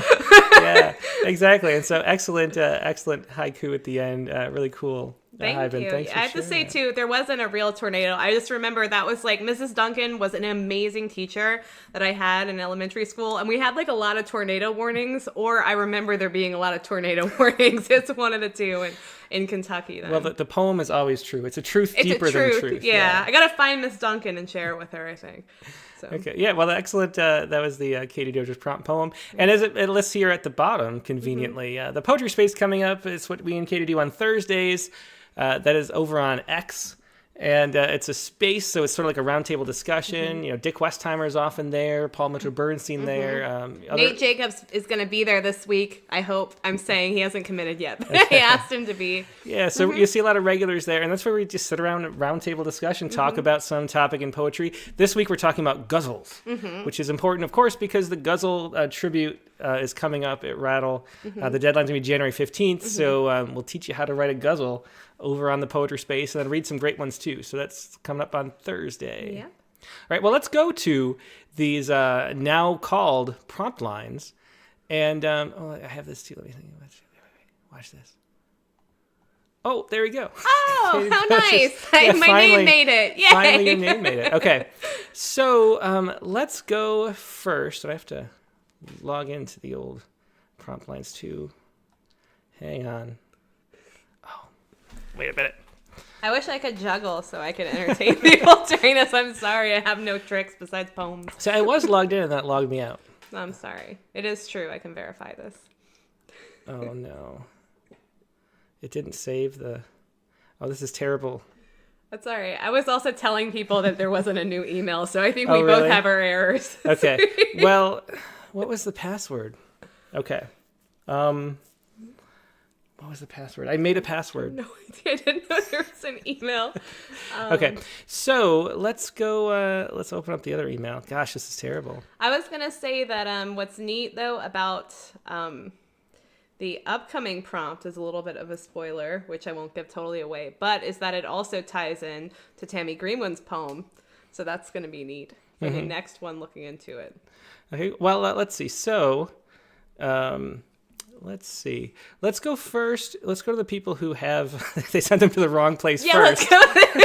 And we'll call them out on it. That's convenient. And so I think Nivedita was here. Yeah. Well, fortunately, a lot of people sent to the old open mic email address, which is great because I can't remember the password. I wrote it down, but it's in the other room. And I thought it was going to be saved. So let's go to Nivedita. And if you email to promptlines@rattle.com, email it again to openmic@rattle.com, and we'll correct this problem next week. Okay. So let's try to find. Hey, Nivedita, how are you? Thanks for bailing me out by being here. You too. I'm doing great, thank you. How about you? I'm doing great, and yeah. So this says prompt lines at the bottom of this thing. Oh, that part you did great on. Okay, so let me let me know. I'm gonna switch this just so nobody who's watching right now is confused. Yeah, let's just say open lines for today. Yes, I made a nice password. I'm sure a little too nice. Maybe. Yeah, oops, open lines. It had numbers and it had a pound sign. Okay. Well, we're going back to this for today. Okay. So anyway, Nivi, so what do you have to share for us? Thank you again for joining. I have a prompt one. In that it features a shadow, but not a shadow in the true sense of the shadow, sort of like a shadow of ourselves, our past selves. Uh-huh. It's on those lines. So it's a shadow, but an oblique version of a shadow. Interesting. Okay, well, I'm looking forward to hearing this. Go ahead whenever you're ready. I'll put it up. Great, thank you. A shadow of my former self. Beneath the somber veil of memory's shroud, I stand, a shadow of my former self. Fading echoes of laughter lost in time, a silhouette adrift in the currents of change. Glimmers of yesterday haunt these eyes, a spectral reflection of what used to be. In the depths of solitude, I search for traces, seeking fragments of the person I once knew. Yet, within the shadow, a whisper of strength, a resilient spirit, weathered but unbroken. I emerge, reborn from the ashes of the past. That was excellent. A shadow of my former self, Nivi, and definitely I'm feeling the poem there. Yeah, thanks so much for sharing it. Yeah, and hope you have a great day at work. I'm already at work. The daylight savings started for you, so wow, that's even more impressive. In the morning. That is very impressive. Wow. Thanks so much, Nivi. Always a pleasure. Thank you, Tim. Okay. Thanks, Katie. Bye. Yep. Have a good evening. Bye. It was Nivedita Karthik with a shadow of my former self. Okay. Now let's go. Oh, Stephen Allen's here. I don't know if Stephen's been on before. I've known him for like 20 years online. Wow. So Stephen, yeah, we've published some of his poems. We've published some reviews of his a long time ago. Hey, Stephen, how you doing? Pretty good. Yeah, it's great to see you. And hopefully you sent the email to the wrong one too. I sent it to both, I think. Okay. Yeah. Smart man. Yeah. So what do you have to share with us? It's great to see you. Where are you calling from too, I should say? I am calling from St. Joseph, Michigan, which is on the lake in the southwest corner. Mm-hmm. Kind of, if you envision Chicago, it's directly across the lake from that. And I'm broadcasting from my kitchen. Nice. Excellent. I'm not seeing the poem here on the open lines email. Let's see. I don't see it. Do you see it? Open lines? Yeah, open mic at rattle.com. Sorry. Open mic at rattle.com. Yeah. That's my fault. I'm sorry. I really messed it up.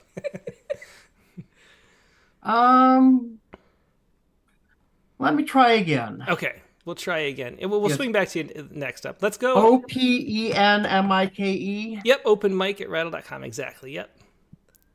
Okay. Yeah, we'll swing back once the email gets here. I'm sorry about that. I really should have no worries. Remembered that. But I thought it saved it, though. No, it didn't make you enough coffee today. No. It's my fault, guys. That's true. No, it said it did go to open MIKE, right? Not no, MIC. MIC. MIC. That's another new thing about the new thing. It won't have that confusion of how we spell Mike. Yeah. So anyway, let's go. While we're waiting for that, let's go to Brian O'Sullivan. Brian probably sent it to the group. Well, no, yeah, I saw him right here. I don't know what's going on here. Okay, let's see. Oh, Brian. Wait, what? What is going on with these emails? I sent it to the new one, but then I forwarded it to the old one, so it should be in both of them. Yeah, I don't understand it. It's like you're not getting the emails. Yeah, I think maybe there's a separate problem or something, because I have your reply to the reply. Yeah. Yeah. Huh. That is strange, Brian. Gosh. Okay. Well, you look for it. I'll talk to Brian. How are you doing, Brian? I'm okay. How are you? Good. I'm doing good. I should say also, I could take this moment to say that you are already an active participant of our new Prompt Lines Facebook group. So thank you for posting in there and sharing a cool poem today. And thank you for creating it. well, I think it'll be fun. I think too, it's like there's so many times where like I want to read a poem right after the fact. And I mean, of course, I have access in Submittable, but not everybody does, of course. And so I think it'll be a really good environment for that and to spur each other on. And it also encourages my overachieving tendencies where I want to write more than one prompt poem, and I can post it with people who maybe won't hate to see that. So I think it'll be a lot of fun. Okay. Well, it almost deterred me from reading because I figured I posted, why should I also read? But then I added a little bit to it. So. Oh, well, you should always read Brian O'Sullivan because, come on. We love it when you read. Well, thank you. Yeah. Okay. So keep talking to Brian for 1 second. Okay. All right, Brian, are you going to come on the Poetry Space again soon? Oh, sure. Do that. Good. Okay. So I'm resetting the Prompt Lines password. That's a good idea. And then I can just log into the Prompt Lines account like it's supposed to be. Okay. Brian, how did you feel about the prompt this week? I mean, it was obviously a more simple one. Yes. I think that's harder in a way than, like when there's that sort of constraint of a complicated one, it tells me what to do and gets me started. I was like, for some reason, obsessed with lines about shadow from the wasteland when I read the prompt. I don't know why. And so that's why I kind of tried to churn those out of my system, and that's turned into this mess. Well, I love that. I think that's a really cool place to start. But I think your point's well taken too, because when I started writing these poems, like I ended up cutting the beginning of this poem because I didn't feel like I actually got into it. So it was a little slower to get into, I think, too. Okay, great. Well, now I'm into the prompt line, so thanks. Ooh, wow. for getting that to work. And let's see. So here we have Brian O'Sullivan's poem. So that was perfect filler, Katie. Excellent work. It was not filler. It was a quality interview, Tim Green. Okay. So now that we're in the right place, you can send to... let's do this. Let's fix this too. You're going to fix that too. I'm going to fix this too because it's important that things are right. So yeah. We're just trying to max the hype on your poem, Brian. Yeah. Oh, yeah. I appreciate that. Because everybody is really... I don't know if it can stand up to it, but hey, what the heck? Oh, I know it can because I've already read it in our group. So Okay. So now that is done. I didn't type it that right. Okay, so we're good to go. Yay. So Brian, what was your how did you confront the shadow poem? So I was, like I said, obsessed with, for some reason, it just brought to mind these lines about shadows from the wasteland. And so I just had to kind of do something with that before I could move on and try to make it my own. So that's where it starts. Excellent. And it's called If Motel Marketers have read modernist poetry after Eliot's The Wasteland. Only there is shadow under this red roof. Come in under the shadow of this red roof, and we will show you hospitality. Your shadow at morning rising to go to our all-you-can-eat breakfast bar, and your shadow at happy hour entering our Scarlet Lounge for showcase cocktails and onion rings. We will not show you fear. That's down the road. Though this is probably part of what Eliot was afraid of. It's always post-apocalypse for someone. Ouch. But out of that awful truth, maybe we humble modernist marketers can carve a small bit of comfort.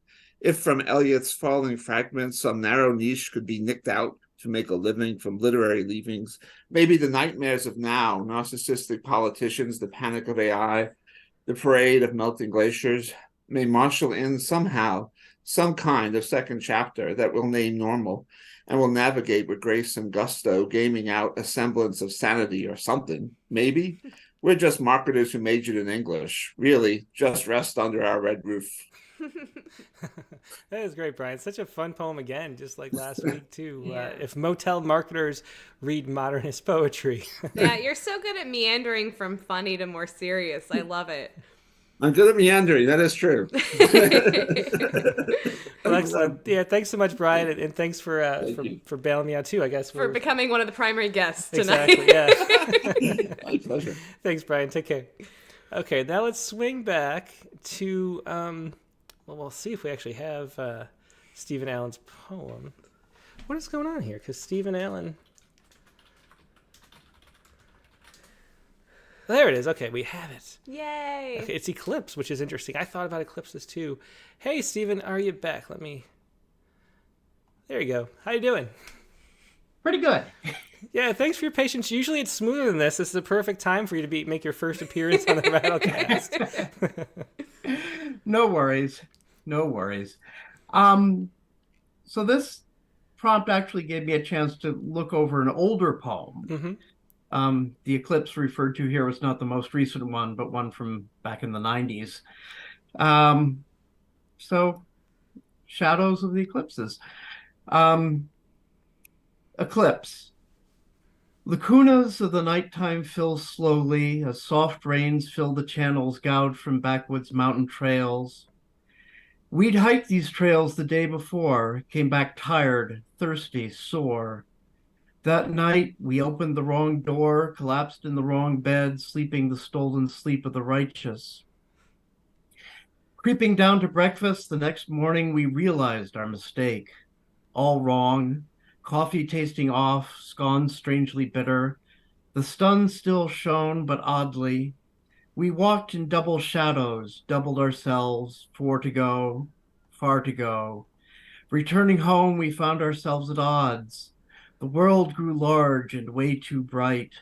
We curled up inside our garden, furled in flowers for our defense. Sunlight found us scared. We wanted night, a final chance to make things right, but the doors did not align. We could not go back. A sigh, a wisp, and that was all. No sign of hope. It was not our time. I love the rhymes in there, too. That's Eclipse by Stephen Allen. Thanks so much for joining us, Stephen. It's been a pleasure. Great to see you again. It's been a while. Yeah, my schedule finally aligned properly with the excellent. Yeah, well, so glad. Cast. Yeah, I hope you get to come back soon. Hope the planets align again, with the sun. with like the sun. Eclipse. Yeah. Thank you. Okay. Yeah, thanks so much, Stephen. Yeah, it was Stephen Allen with Eclipse. And that brings up an important question, Katie, as Prompt Poems editor. Oh, does it? So somebody emailed me this and asked, okay, is it okay if it's like an older poem that they just tweak a little bit? Yes, it is, I think. It's like, don't send me a poem you've already written. Be honest. If it inspires you to reopen a poem and get back into it, then that's great. You know, we're prompting you then to reopen the poem is how I feel about it. Excellent, yeah. That's what I would have said. That's what you would have said too. Okay, good. Yeah, because, even if it's just inspiring you to do something that was, like on the back burner that you knew you wanted a poem and you weren't doing it. Right. That made it happen. So that's the whole point of play the accordion. Yeah. Exactly. Okay, so let's see. Next, let's go to Joe Cottonwood. Okay, thanks. Hey, Joe. Hi. Hi. Excuse me. No problem. I'm glad you just gave me permission to do what I did. This incorporates an older poem, sort of a hybrid poem that rewrote the older poem plus put it in context of a newer poem. Mm-hmm. Great. It's experimental and minimal. Anyway, here it is. Okay. And it's on the shadow theme. The title is Noon. Honeysuckle shadow, waft of fragrance. Plankton eats photons, creates chain of life. Diamonds focus glint, seduce, kill. Spirit is a shadow, lingering, made of light. Spirit is a shadow, growing longer into night. Spirit is a shadow, none can capture, all can see. Spirit is a shadow set free. You, child, born at noon, your shadow, choose. I love that born at noon line. Yeah, that's really cool. Noon. Yeah. Thanks so much for sharing that, Joe. Thank you. It was Joe Cottonwood with Noon. Let's go to Audrey Friedman. Good evening. Hey, Audrey. Hi. Okay, so I have something that was written today, and while waiting, I decided to chop off the last stanza. So, Dawn Beach, 2012. Dragons in crystal caves, hidden by sargassum, they stalk you. Cumulus clouds cast dark shadows on X-rays. They gave you 6 months. You survived 13 years telling the crows to croak. I like it better with you cutting the last stanza. I agree with that last minute edit too, Audrey. It's really powerful. Always revising, right? Yeah, and I love it that you wrote it today. I love just written poems, especially. Yeah, for sure. Yeah, excellent sequence there. That's really beautiful. Thanks for sharing that, Audrey. Thank you. Yeah, it was Audrey Friedman with Dawn Beach 2012. Next up, let's go to Carla Schwartz. Hi. Hey, Carla. Oh, we have another Hyben. So nice, you are Carla. just contagious with your Hyben. I think that's one of my minor cold also. Indeed. And it is titled Solar Eclipse. So, okay. And it's short. Okay. Very short. It would have been only partial for us in New Hampshire, said to peak a bit after noon, so we kept our hopes up. But as the hour approached, I'd glance at the sky, 1 minute clear, the next in shadow. Too much cloud to cover to catch even a portion of the famous ring of fire. Moon lines up, clouds prevail, stellar mishap. That's great. And, that's a great reminder, too, because there's a full solar eclipse over my hometown of Rochester, New York coming up. When? In April? April 8th. Yeah, April exactly. 8th. It's right over Rochester. And it was tempting to go. Yeah. But to fly, and take the kids there or something. And then maybe it's a cloudy day, which it often is in April in Western New York. Yeah, that's a good point. Well, you need to look at the whole bar because you can go closer to California. You just have to, That's true. But, it'd be nice to visit back home, too. Home, yeah. But that is rolling the dice. That is rolling the dice. It's true. Not quite the poker analogy, but my close. grandfather used to travel around for eclipses, and he did that constantly. He went literally to Antarctica, not knowing if he'd be able to see it. So maybe we can swing Rochester. Maybe. Thank you for such a lovely night of poetry. Yeah, thanks as always, Carla. It's always great seeing you. Great poem, too. Yeah, thanks. Yeah, it's Carla Schwartz with Solar Eclipse. Next up, we have Sharon Ferrante. Hi, guys. Hey, Sharon. How you doing? Okay, what a great night. Yeah. Thank you for with Jamaica and you. Thank you very much for that. Yeah, she was fabulous. Oh, thanks. Yeah, she definitely was. It's a great book and a beautiful. I love the cover too. Yeah, actually. Oh, don't tell me to get another book. Oh my God. All right. Yeah. So, what do you have to share with us tonight? I did a shadow prompt in a charita, and I shared it on the page today, or was it yesterday? I don't know what day it is. Thank you for sharing it in our Facebook group. I was thrilled when you did so. Yeah. And that's a great segue too. Yeah, if you're on Facebook, we have a Facebook group now. Yep. Just type in Rattlecast prompts. And you can, share and read prompts, talk about your frustrations, pull your hair out. Yeah, whatever. That's true. You don't just have to be happy. You're allowed to be like, this prompt is awful, Katie. Well, I didn't pull my hair out because I just wrote 6 lines. I did it. I did the But let me just get to it. For centuries now, a past life floating on today's hills, my shadow tips her pink fedora. Oh, that's beautiful. And I love that charita form too. Me too. Sharon, when you start writing a charita, do you know you're going into it normally, or do you just start writing and then think that it fits that after the fact? You know what? I think all my short writing, they tell me, because I tried to write a haiku about the pink fedora a couple times and I couldn't do it. Sometimes when I write, I say, I'm going to do a tanka. It wants a tanka. And then this one, I said, you know what? I want that pink fedora because it was a memory of mine of an old girlfriend that passed away. And I said, I got to get this into something. And so I said, let me do this in a charita. And I got it the way I want it now. So thank you so much for that prompt. Yeah. Yeah. Well, thanks so much for sharing that. Yeah. Sharon, that's great. Yep. Thank you. Yep, Bye, take care. Bye. That was Sharon Ferrante with, do Charitas have titles? I don't think they tend to. Rita don't untitled like a haiku. Untitled. Let's call it For Centuries Now. Yeah. Yeah, that's great. Yeah, thanks, Sharon. Bye, guys. Thank you. Bye. Yep, bye. All right, and so let's go next to, let's see, try to go in the order. Let's go to Nate Jacob next. I'm coming. Here I am. Hey, Nate, how you doing? I'm good. Hey, I went ahead and revived a poem that I wrote in a previous life.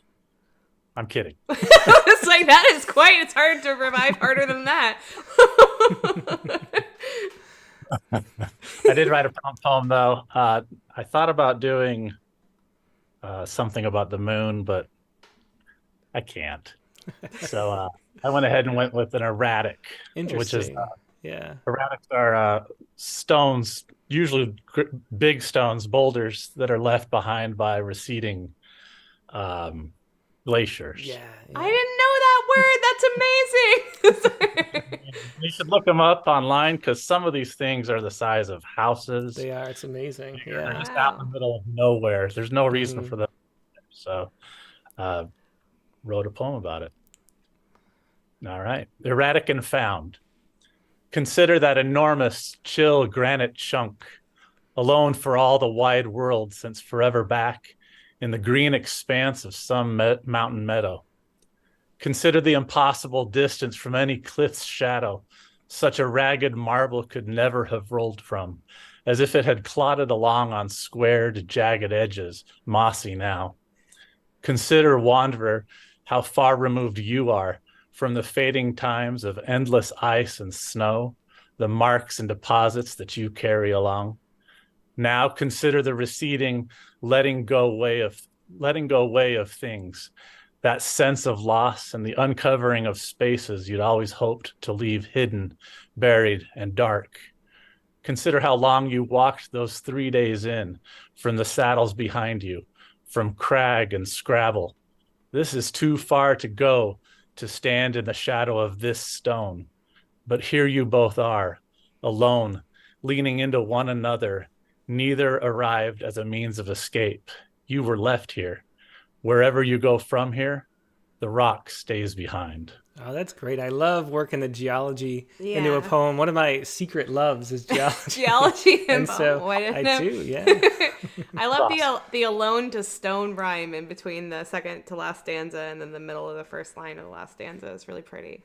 I like that a lot. Yeah, great. It's just such a poetic concept too. I know. I'm obsessed. I'm like mad you beat me to the poem, Nate Jacobs.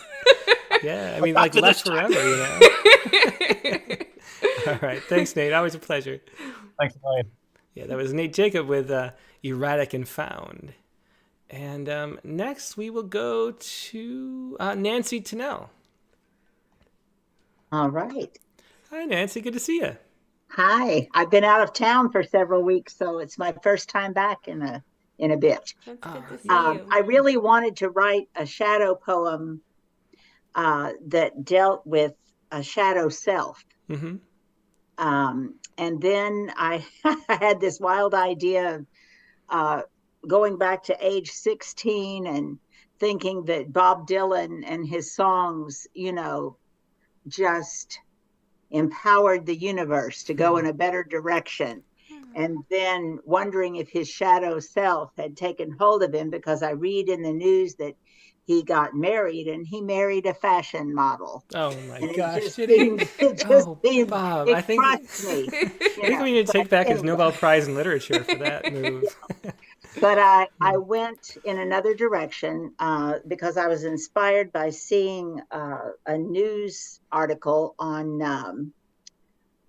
the 26.2 Club in San Quentin prison.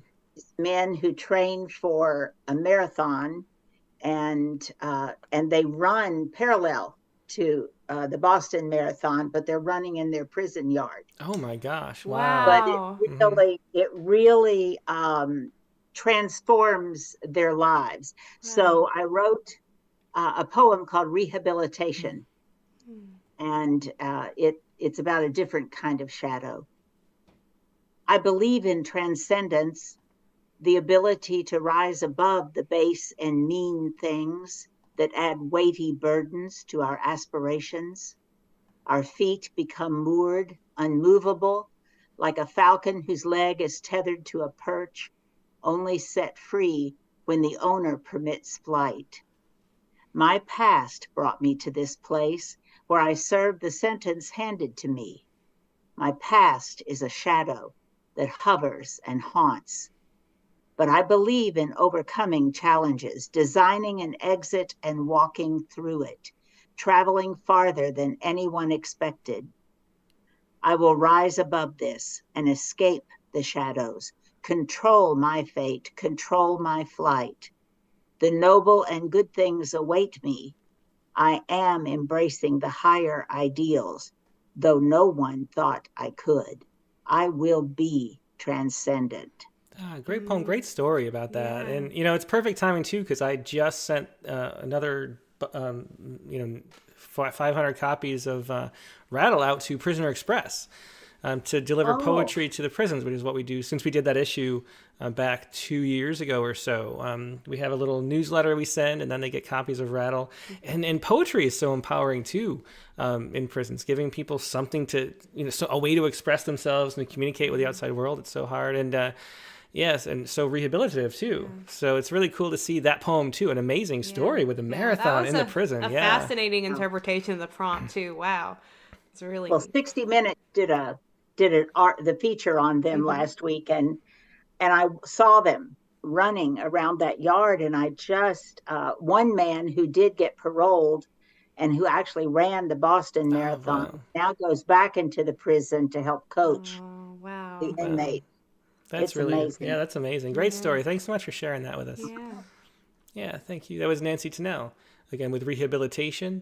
And it's a great example, too, of, you can have prompt poems that are also poets respond poems. So if anybody needs a fix of news and needs to write about the news, write about news, stuff that comes out based on, a shadow or whatever next week's prompt happens to be.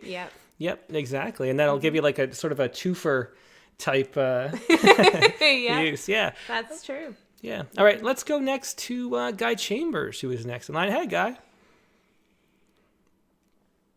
Oh, how's it going, you guys? Yeah, it's great to see you.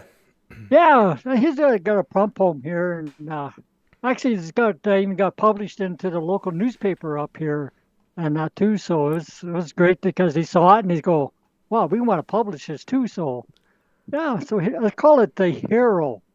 So here we go. The hero. In the shadows, perched in the trees, living off the edge, invisible by the naked eye, hiding behind many disguise. Undertake, confront, death-defying rescues. Venturesome, nerves of steel, filled with devotion, sometimes spreading himself too thin. So many scars, job never done. Unknown stars, heroes stand alone in the shadows. World unrest, streets of madness, mastering oneself with a lift of a finger. A hero, a fantasy behind small blue eyes. Excellent. Thanks so much for sharing that, Guy. That was the hero. Thank you. Yeah, great use of the prompt too. I really love the prompt lines, honestly. It's so much fun to see where everybody's going to go with the same thing because it's all so different. Yeah, thanks for sharing that, Guy. Yeah, I usually write a lot of poems with shadow in, and this one here I just love how it sticks out. Yeah, very cool. Well, thanks so much for sharing that. Thank you. Yeah, that was Guy Chambers with the hero. Next, let's go to making sure we have him here. Let's go to Stephen Croft next. Hey, Tim. Hey, Stephen. How you doing today? Doing good. War, to everybody's horror, war is back in the news. Mm-hmm. So this is a combination shadow poem and Veterans Day war poem. Oh, there you go. Just what So we were that's- talking yeah. about. Exactly. Mhm. Yeah. Yeah, and the title is influenced by last week's featured guest. I didn't see that episode live, but I saw it later and I really enjoyed it. So this is Shadowland. It starts with the definition: an indeterminate borderland between places or states, typically an abode of ghosts or spirits. Dusty house, stuccoed by desert sand, Solder City thinning north into farmland. We roll in on a $500 informant's tip. A song thrush flits cheerfully through sunlit branches of the courtyard's cedar. Inside a shadowy place, main room floor covered with intricately woven carpets, low red couches along walls, red-brown curtains pushed aside from casement windows. Another room visible from a cased opening. Bright extension cord to the courtyard's silent generator leads us like an orange spore to this room of 4 sweat-stained mattresses, several floor candlesticks. Cups of tea rest on an octagonal coffee table like someone just left. Then through a heavy door, opened like a door of horrific perception, we pull hooked flashlights from body armor. Shackles hang down from bolts in the far wall. The big-armed wooden chair with leather straps to belt, arms, legs. A board table with knives, pliers laid out, power drill. Electric lamp hooked to the extension cord. Dark stains color all. Drill bit, floor, knives. The stained fabric sheet over a body on the floor, which pulled back by my rifle's muzzle, hides silent screaming shock in unblinking eyes. It's a really powerful poem. Such a difficult experience going on. I love how the prompt guided you to write something that needed to be written in a certain direction. So that's excellent. Thanks for sharing that, Stephen. Right. You're welcome. Yeah. Take care. That was Stephen Croft with Shadowland. Next, let's go to Zachary Honeycutt. Hey, Tim. Hey, Katie. Zach. Yeah, good to see you. Good. It's really good to see you. So, just like Count Dooku in Star Wars would say, I've been looking forward to this. Yeah, and I saw you post this somewhere too. This is a creepy old house that makes my creepy old house from last week look less creepy, I would say. No, it doesn't, Tim. It's equal. It's equal. I don't know. That is a creepy. If I walked by that house, I would think this house is haunted. You wouldn't walk by it. You would run. I would run. I would cry. Yeah. I would sprint mildly. All right. So this is a sonnet after this. Is there anything you want to tell us about? Explain the story. I have a lot to. Yeah. Okay. So I'll start with the story. So this one. I was working here several years ago with my dad. This is in downtown Gainesville, and we were working across the street. And I don't even remember what exactly we were doing. I've done a lot of different things with my dad. I've built fences with my dad. I've built decks with my dad. I've done like crown molding jobs with my dad. I've painted, but I was on my break and I didn't have much left to do. And I saw this beautifully horrid house. And I just felt like writing a sonnet, so I got really inspired, and I just thought that it looked haunted. And so what I'm going to read tonight is just what came out of my pen, the inspiration that I guess God spoke through my pen that day. Excellent, yeah. Well, for those watching, if you're just listening on the audio version, come to YouTube just to see this creepy house, I would say. Yeah. And I have to say, so I know there's a 2-page limit, but the reason this is 3 pages is because I think maybe I was exuberant from the scare bin that we made last week that you came up with the title and I wrote the poem for. I actually invented a new hybrid poem. It's a cross between a pantoum and a Spenserian sonnet. Interesting. And so I'm going to read, this is the original Shakespearean sonnet, and then I'm going to read the new creation that's from it. And I actually put the rhyme structure here so you guys can follow along with me in bold. And then I just want to share with you guys really quick what's actually going on here. And I'll put this up on Facebook either tonight or tomorrow so you guys can check it out for yourselves. Well, very cool. Oh, in the Facebook group. How great. Exactly. Yeah, I wanted it to be a surprise. I and I have to say too, like, you say this is long, but it's like 1 point is more than 1.5 spacing. Yeah, and you have the picture in there and too. the picture too. So that's above the rules. That's good, Zachary Honeycutt. Okay, you guys don't let me slide. All right. Yeah. Okay. Sonnet 10, A House Forgotten. That house is better days behind, not lacking its character, but everything else he sees, shafted by time and tough terrain attacking the siding, entrenched roots unravel its knees. Such misfortune must have been its portion. It's just going through the motions, thought he, aching outside and flaunting its fortune, 'cause it don't give a damn about history. All that could be said was not just spoken, but heard by it, and disregarded, he surmised. Taunts of neighborhood kids was its token, their children and their ghosts somehow surprised. The grimy window panes do not conceal some shadow passing by to show it's real. That was a sonnet version. We got to show the picture of the house again. Yes. Yeah. Okay. So this is called a pannet, Pannet. It is the evolution of a pantoum and a Spenserian sonnet, and I literally pulled it out of the lines of this Shakespearean sonnet. Oh, this is the next step. Okay, so. Yeah, really interesting. So you took the sonnet and made it a pantoum. Yeah. That is really neat. Yeah. Okay.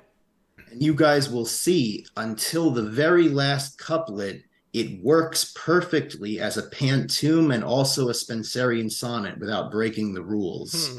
Interesting. So, yeah. A House Forgotten. That house is better days behind, not lacking its character, but everything else he sees. Shafted by time and tough terrain attacking the siding, entrenched roots unravel its knees.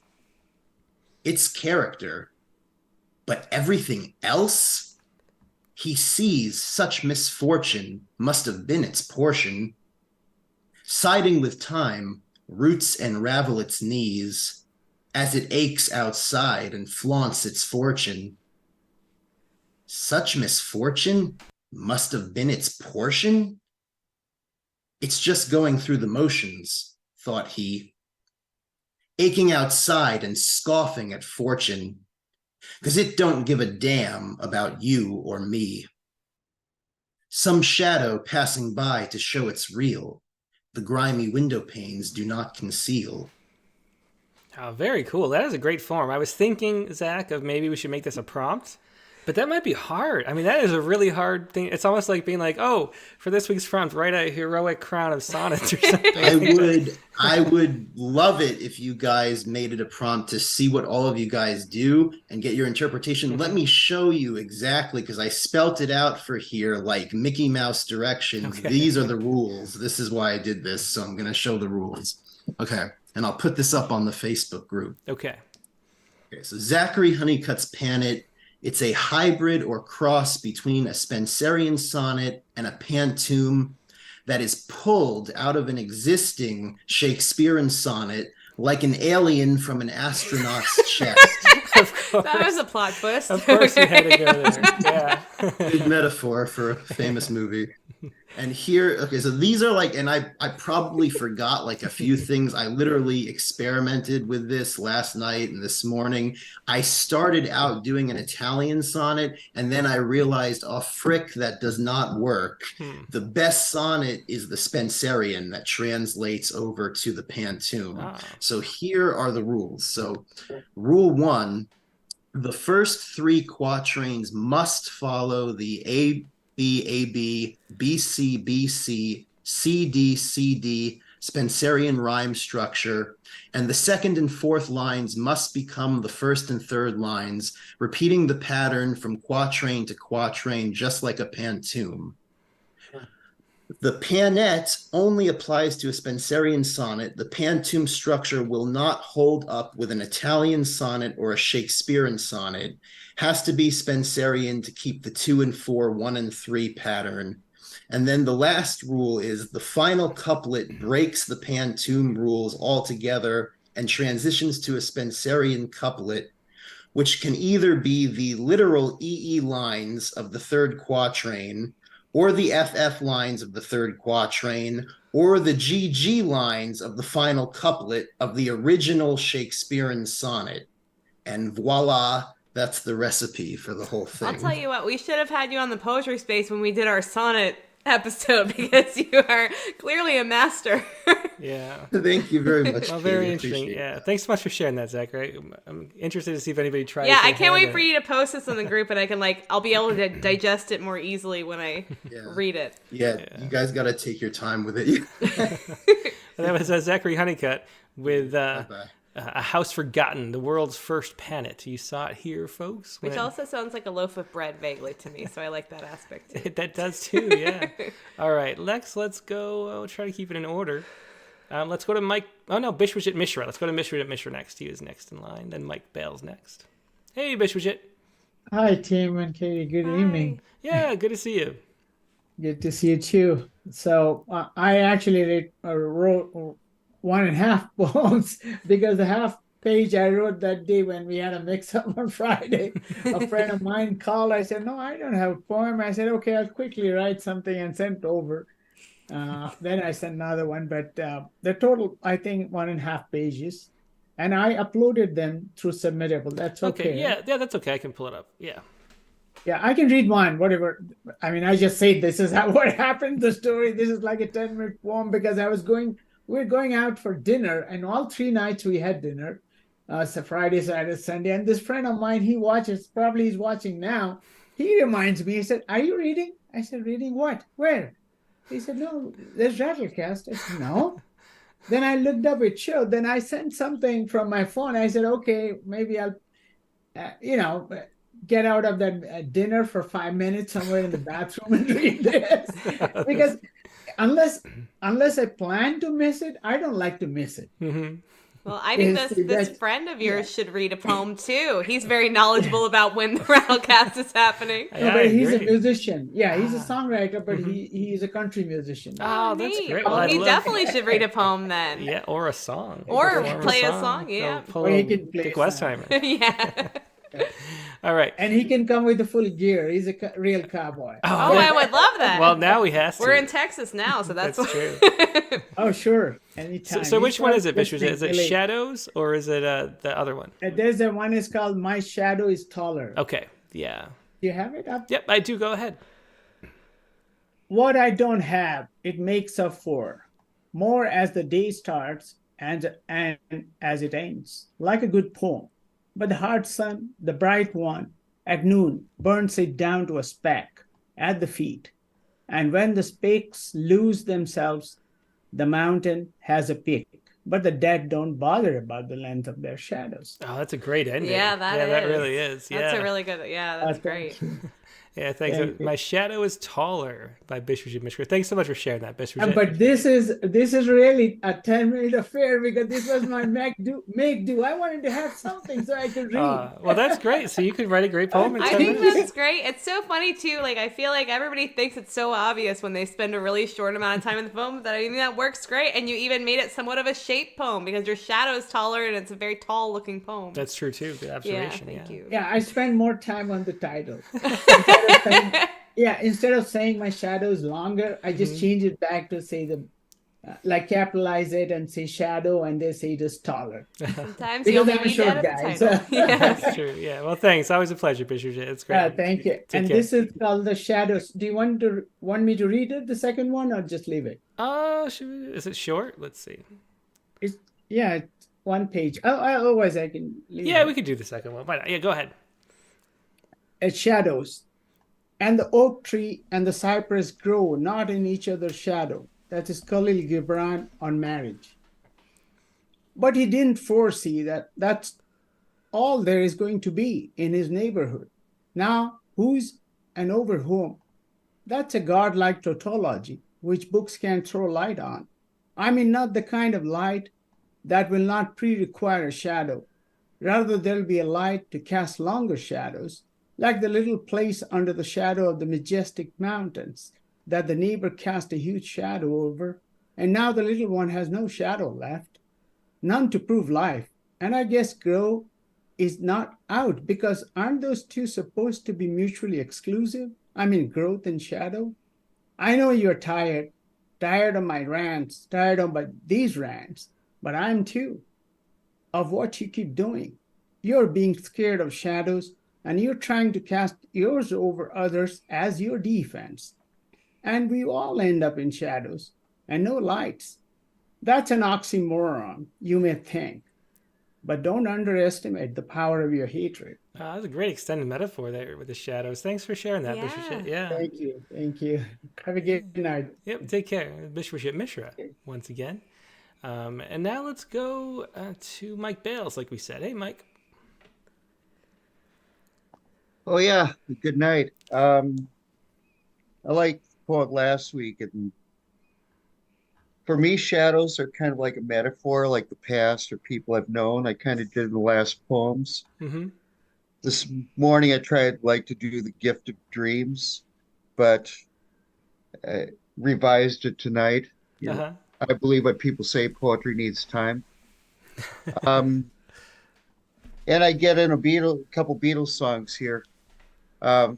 Katie was saying on Facebook that I couldn't sing "I Will" on Poets Respond, but I guess I could mention them in a poem. That sounds like I don't want you to sing. I want you to sing. I just don't want YouTube to make it so that they take the thing down. I want to hear you sing very much, Mike. I don't have the backing. If someone asks me to give them a sample of their singing, though, I'll sing like the first verse of "I Will." It's easy. I won't tonight, though. This actually came from a dream too, but it's like me musing and my thoughts turn to the Beatles. Now and Then premiered at #1 spot on online singles. That's the remade but new Beatles song.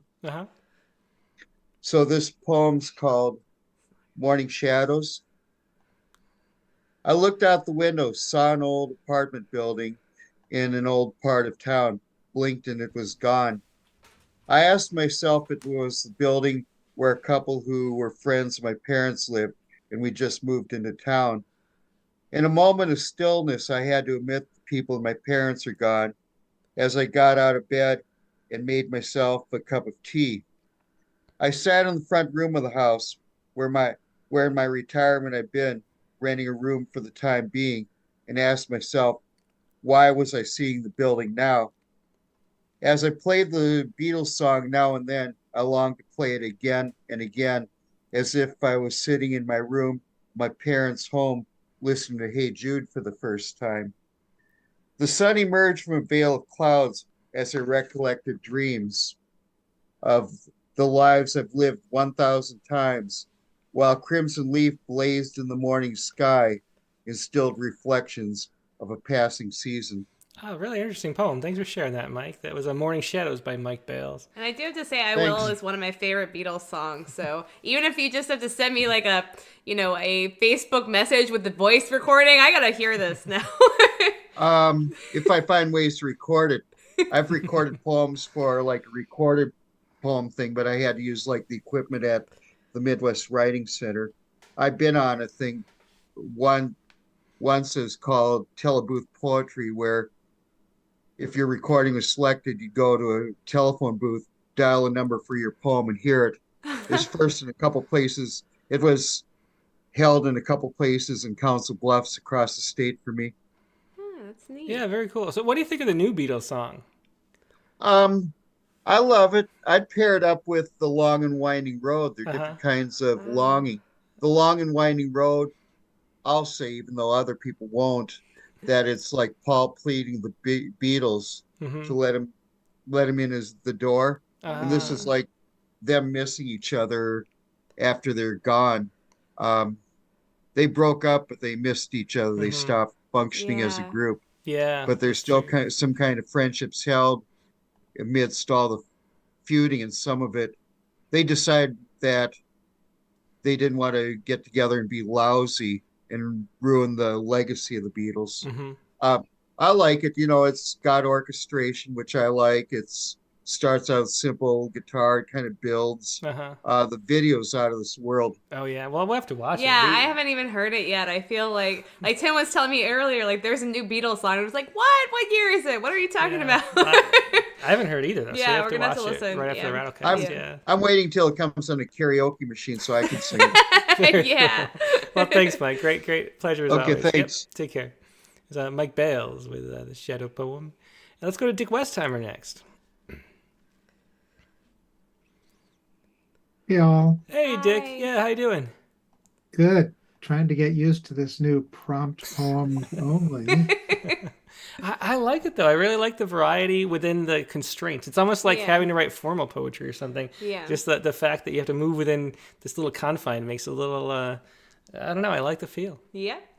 So to the court of decision making here, you have to make one on the spot.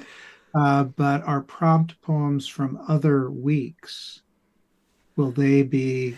You can work on this offline.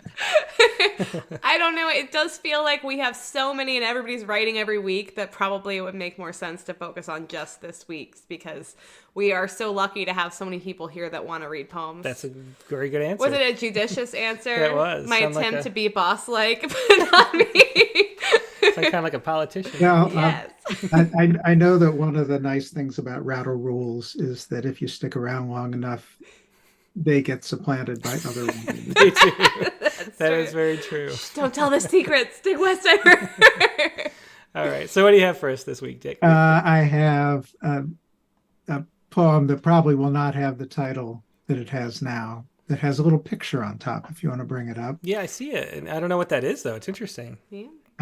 Well, I'll read. Let's put it this way. You'll find out in the poem that this comes from a photograph that was taken on film. Do you remember film? Oh, you're from Rochester. Kind of, yeah. Well, it's a sore subject being from Rochester because that's what ruined Rochester is the digital. Yeah. that and Xerox. Yeah. But this was one that then I post-processed on some version of Photoshop in 1999. So that's interesting. Yeah. Pre-digital. So I'll this is what I thought of when I thought of shadows. Wherein a shadow becomes home. We woke to our shadows cast on the slick rock, as if we'd become in that bright moment between sleep and eating Anasazi petroglyphs, drawn so long ago that the word for rock and the word for world were one, and the line between paint and stone glowed so that a shadow was thrown on the seer, a shadow that even the sun could note. And we posed and preened, and I snapped a picture with one of those old cameras that still used film, so we wouldn't know until we got back home after 10 more days with packs on our backs, filtering water from stagnant pools, slapping black thighs from our sweaty necks, us quenching some simulium thirst for blood, us longing for running water, which we heard before we saw. A small falling into a clear pool, and so profound that I knew once our photo prints came back from the lab, we'd see what we'd become, what we'd never be again, stone and shadow, blood and thirst and bone, there in our house, which would not again feel like home. Oh, wow. Great poem and great ending, too. Where in a shadow becomes home. Yeah. Yeah. I don't understand how you ask if we're going to read poems from this week and then you bust out with that. Like, everybody expects, like, kind of a weak poem. And you're going to say that. That was brilliant. I'm glad that I made a hard ruling on that. Yeah. Good job, Katie. All right. Assertiveness is exactly what it is. Well, thanks, Dick. Always a Thank pleasure. you. Yeah, that was great. Yeah, it was Dick Westheimer with Where in a Shadow Becomes Home. And let's see. Next, we have Laura Berg. Hello. Hello, Laura. How you doing? Doing good. How are you? Yeah, great. Yeah. I was thinking about the way that sculptures they wouldn't be themselves without their shadows. I guess they're just like us. So I made this poem. Question for Giacometti. What city is this full of thin men's spider limbs cast upon gallery walls? Willow stick filaments whittled into bronze emptiness, loss of self, lost selves, shadows of oneself, selfless one, selfish one, selfie, self. Oh, that's really interesting. Yeah, thanks for sharing that. That one line or one word per line. And yeah, there's a great way that works with isolating it like that. Yeah. Thank you. Yeah, thanks so much for sharing that, Laura. Yeah, it was Laura Berg for Giacometti. All right. Let's go to Mark Grenier next. Hi, Tim. Hi, Katie. Hey, Mark. This takes a little different take on shadow, so maybe it meets the prompt and maybe it doesn't. It's called Scary Beasts. We'll see. Scary Beasts. There are no scary beasts, not in movies at least, especially if you don't watch them ever since a frightened child in the dark was terrified by the invisible id monster in Forbidden Planet, climbing those metal steps, each one bending under a heavy weight. With that, I became a cowardly patron of the arts, of lurking evil in Halloween flicks that stink of fear and pain. And I've been unwilling to watch them through to the beginning of the end, the dire exigencies that break my complacency, pull me back to those childish fears that mar our darks, those dreadful nightmares that alienate the streets, shadowing all as we avoid the freaks that eviscerate the night, leaving things mangled and bleeding in the street. Great sounds in that, and definitely it's a shadow is in there. There's no Shadowing doubt. is in there, no doubt in my mind. Yep. Yeah, thanks, Mark. Thank you. Bye. Yep, but as Mark Grenier was Scary Beasts, and I can relate to that too. Let's go next to Mary Lisa Didamanicius. Hello. Hi. How is everybody tonight? We're great. Well, I guess I should speak for myself. I am great also. Katie's How great. can I not be? Oh, that's neat. Good to hear. Okay, I'm pulling it up because here we go. All right. Okay. My printer's out of ink. So I just I wrote down the things I wanted to say and then I moved it. So just three quick things that I wanted to be playful after listening to Thursday's Poetry Space, but this is a creepy poem. And it's the only one not published, so that's why I'm going to read it. So it's not brand new, but it hasn't been published anywhere. Okay, and you also revived my interest in this little series. So those three things, those little notes. All those things, great to hear. Yeah. Okay, so it's called Song of the Scorned Mistress. I'm going to take a breath. And I'm going to increase it to 200%. There we go. One day you'll wake up and it will be the first day I don't think of you. That will be my last day. I'll have roses in my hands and an open casket if my mother has it her way. But you already know I want to be ash, tossed into ocean or earth after. What you don't know is one sleepless night twisted me. so into knots that I imagined my body dangled from rope, me, hung by my neck from the branch of a tree in your yard all night beneath the moon. I was dressed in white. And when you woke, you and your wife found me there while the sun rose. It would take only 7 hours to reach that tree. But I decided that was not a shadow I'd risk having our sons see. Oh, another great ending to that poem. Yeah, really strong. Yeah, and it really shows how a poem doesn't have to be light to be playful at the same time. Mm-hmm. Oh, yeah. No, I don't think that's playful at all. I wanted to read the playful poem, but I read this one, and no, this one creeps me out when I read it. It definitely is creepy, but I found the rhyme kind of elevating at the end. That's what I was referring to. Oh, thank you. Oh, thank you so much. Yeah, thanks so much for sharing that, Mary Lisa. Good night. Good night. For now. Okay, good night. Okay. Bye. That was Song of the Scorned Mistress. Good night. Yeah, good night. Okay, and next, we still have a few people. Thanks for your patience, everybody who's still waiting. We have like 4 people left, maybe. Let's go to Paul Mitchell Bernstein. Hey, Paul, are you there? Hey, Paul. Hey, guys. Yeah, good to see you. Or still picture, anyway. How you doing? Yeah, I'm going to appear off like camera. Magic. Okay. Yeah. Like magic. It's a nice picture, though. It's a cool picture. It is, yeah. Yeah, I'd ask you guys how you are, but you've already said it a whole bunch of times, so I won't. It's been an inspiring night. Yeah, I liked it. I wanted to tell a story about Bob Dylan. Yeah, I saw that note that he said, "Don't meet your idols." Yeah, he's a real asshole. Like I knew it when I saw that movie, Don't Look Back. I was like, oh, he seems like kind of an asshole. And then I met him. He was really an asshole. I wrote a poem about it called "Bob Dylan is a Punk Ass Bitch."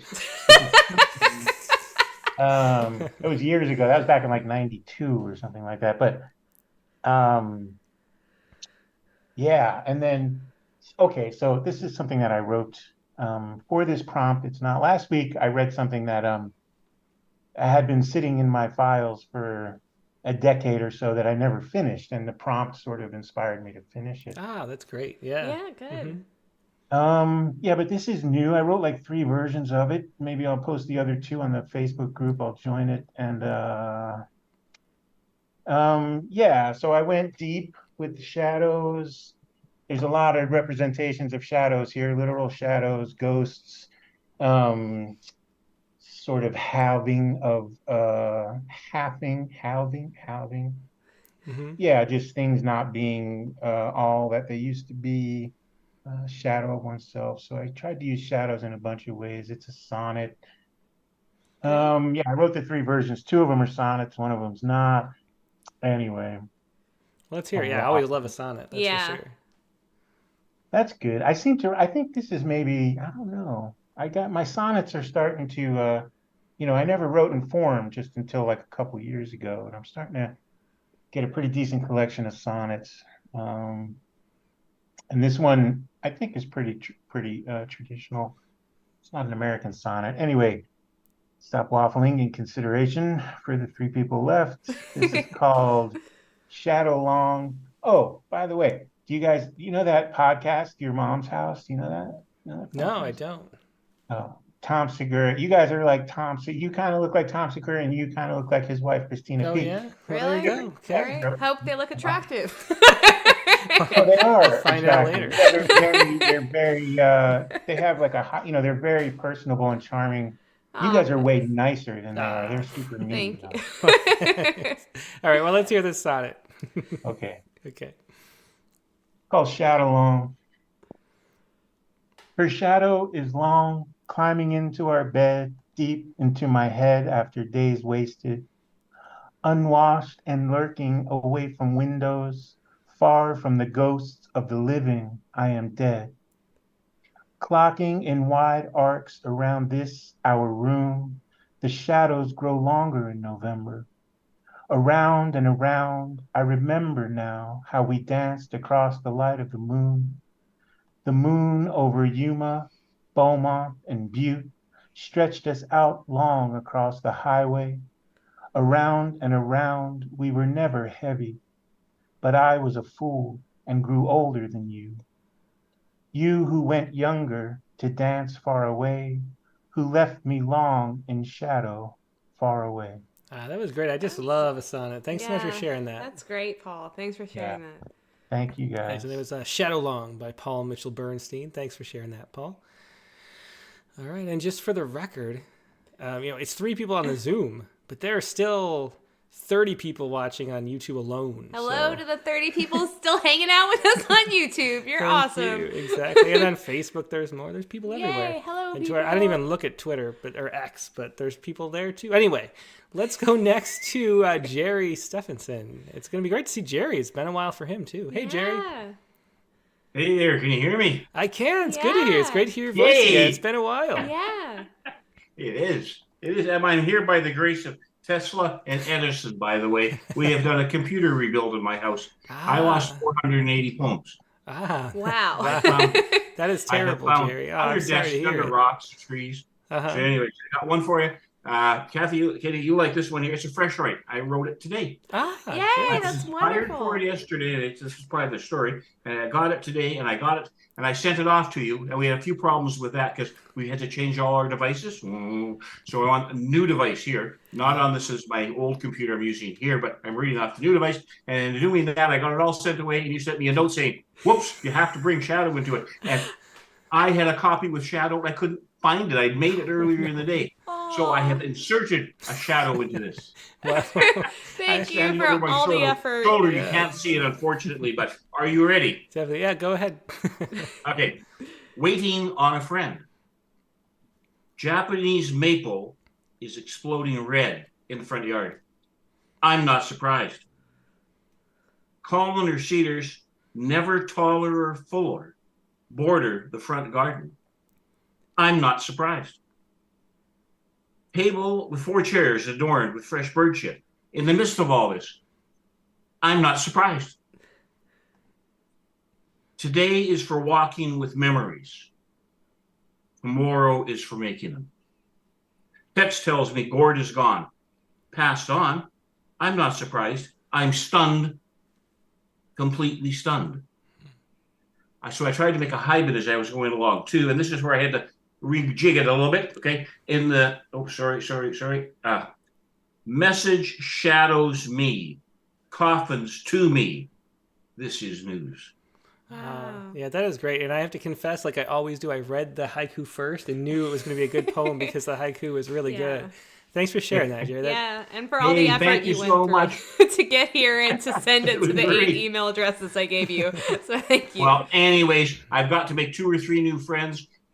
And thank God for I really got a good understanding computer guy that solved one problem we had.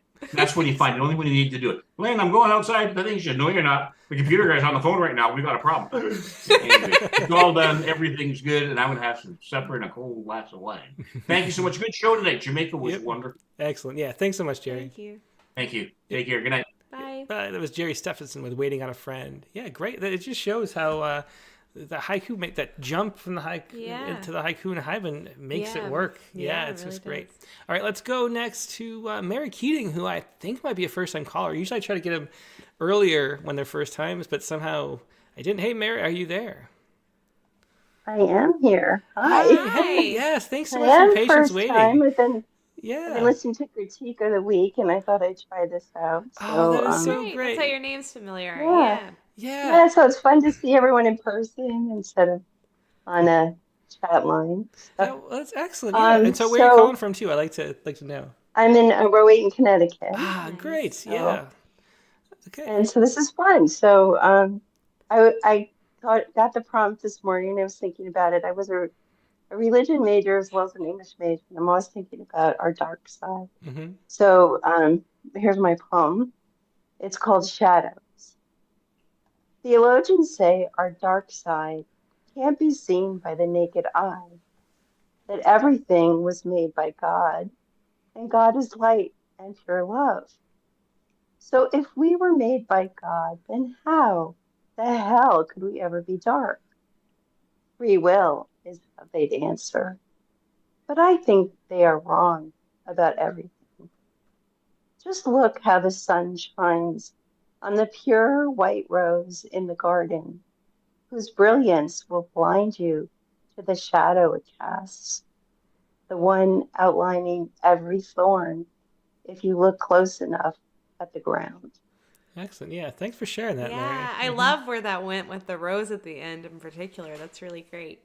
Yeah, very Thank cool. you. Yeah, great to see you, and thanks for so much joining and waiting. Yeah. For through the Yeah. hour it's been. Yeah. Yeah, well, I wasn't going to be so nervous until you told me there was like all these other people listening. Oh, sorry. Well, you didn't seem nervous at all. Not at all. Yeah, thanks so much. Thank you. All right, take care, Mary. Yeah. All right. It was Mary Keating with Shadows.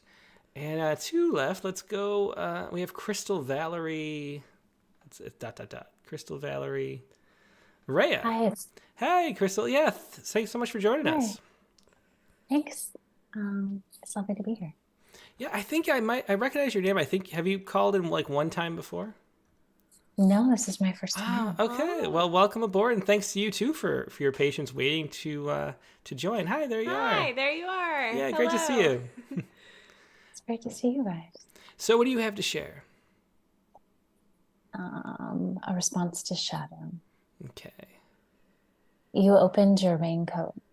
Your sleeve cast a shadow. You invited me in, but I love the rain and invited you out. You opened your raincoat. Fully clothed, this is not a flasher story.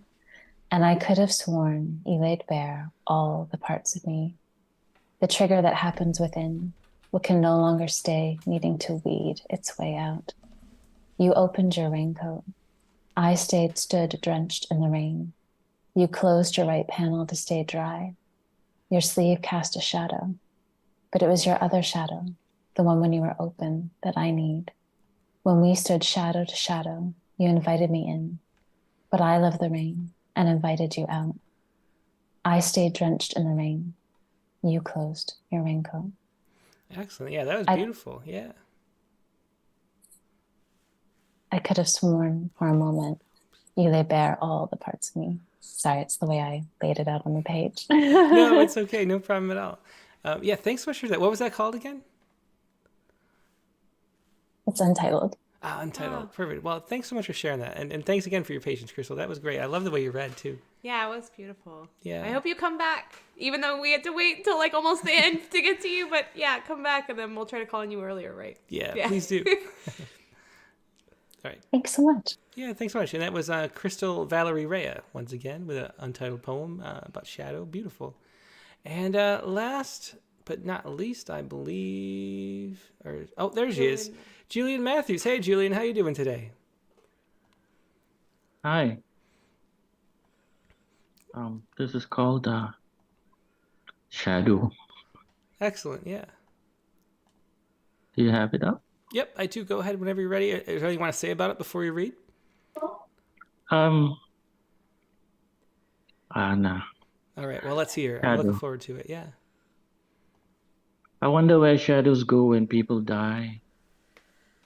Do they ascend like souls to heaven and wait their turn to be sent down again? To loyally follow a new owner around like a lolling puppy? A life of service without so much as a petting or a bone, growing by day, crouching under the cover of feet at midday, shedding its thin cloak by late afternoon and just retiring until the next day. Unless the owner is nocturnal, aroused under street lights, frequent slow-lit bars, and it makes a walk-on guest appearance on tenement walls, grungy alleyways, bouncing across the room like a bendy acrobat cast by a bedside lamp, just in time to steal the show. Shadows, after all, have their own allure, their aesthetic so cinematic, until the last candle on the altar is put out, and they descend into the abyss, that starless realm where all good shadows eventually go to take their bow. Oh, that was excellent. I love the internal slant rhymes going on throughout there with shadow. That's wonderful. Beautiful. Thanks. And you're the Thank only you. person to match your background to the poem also, which made it an even more dramatic reading.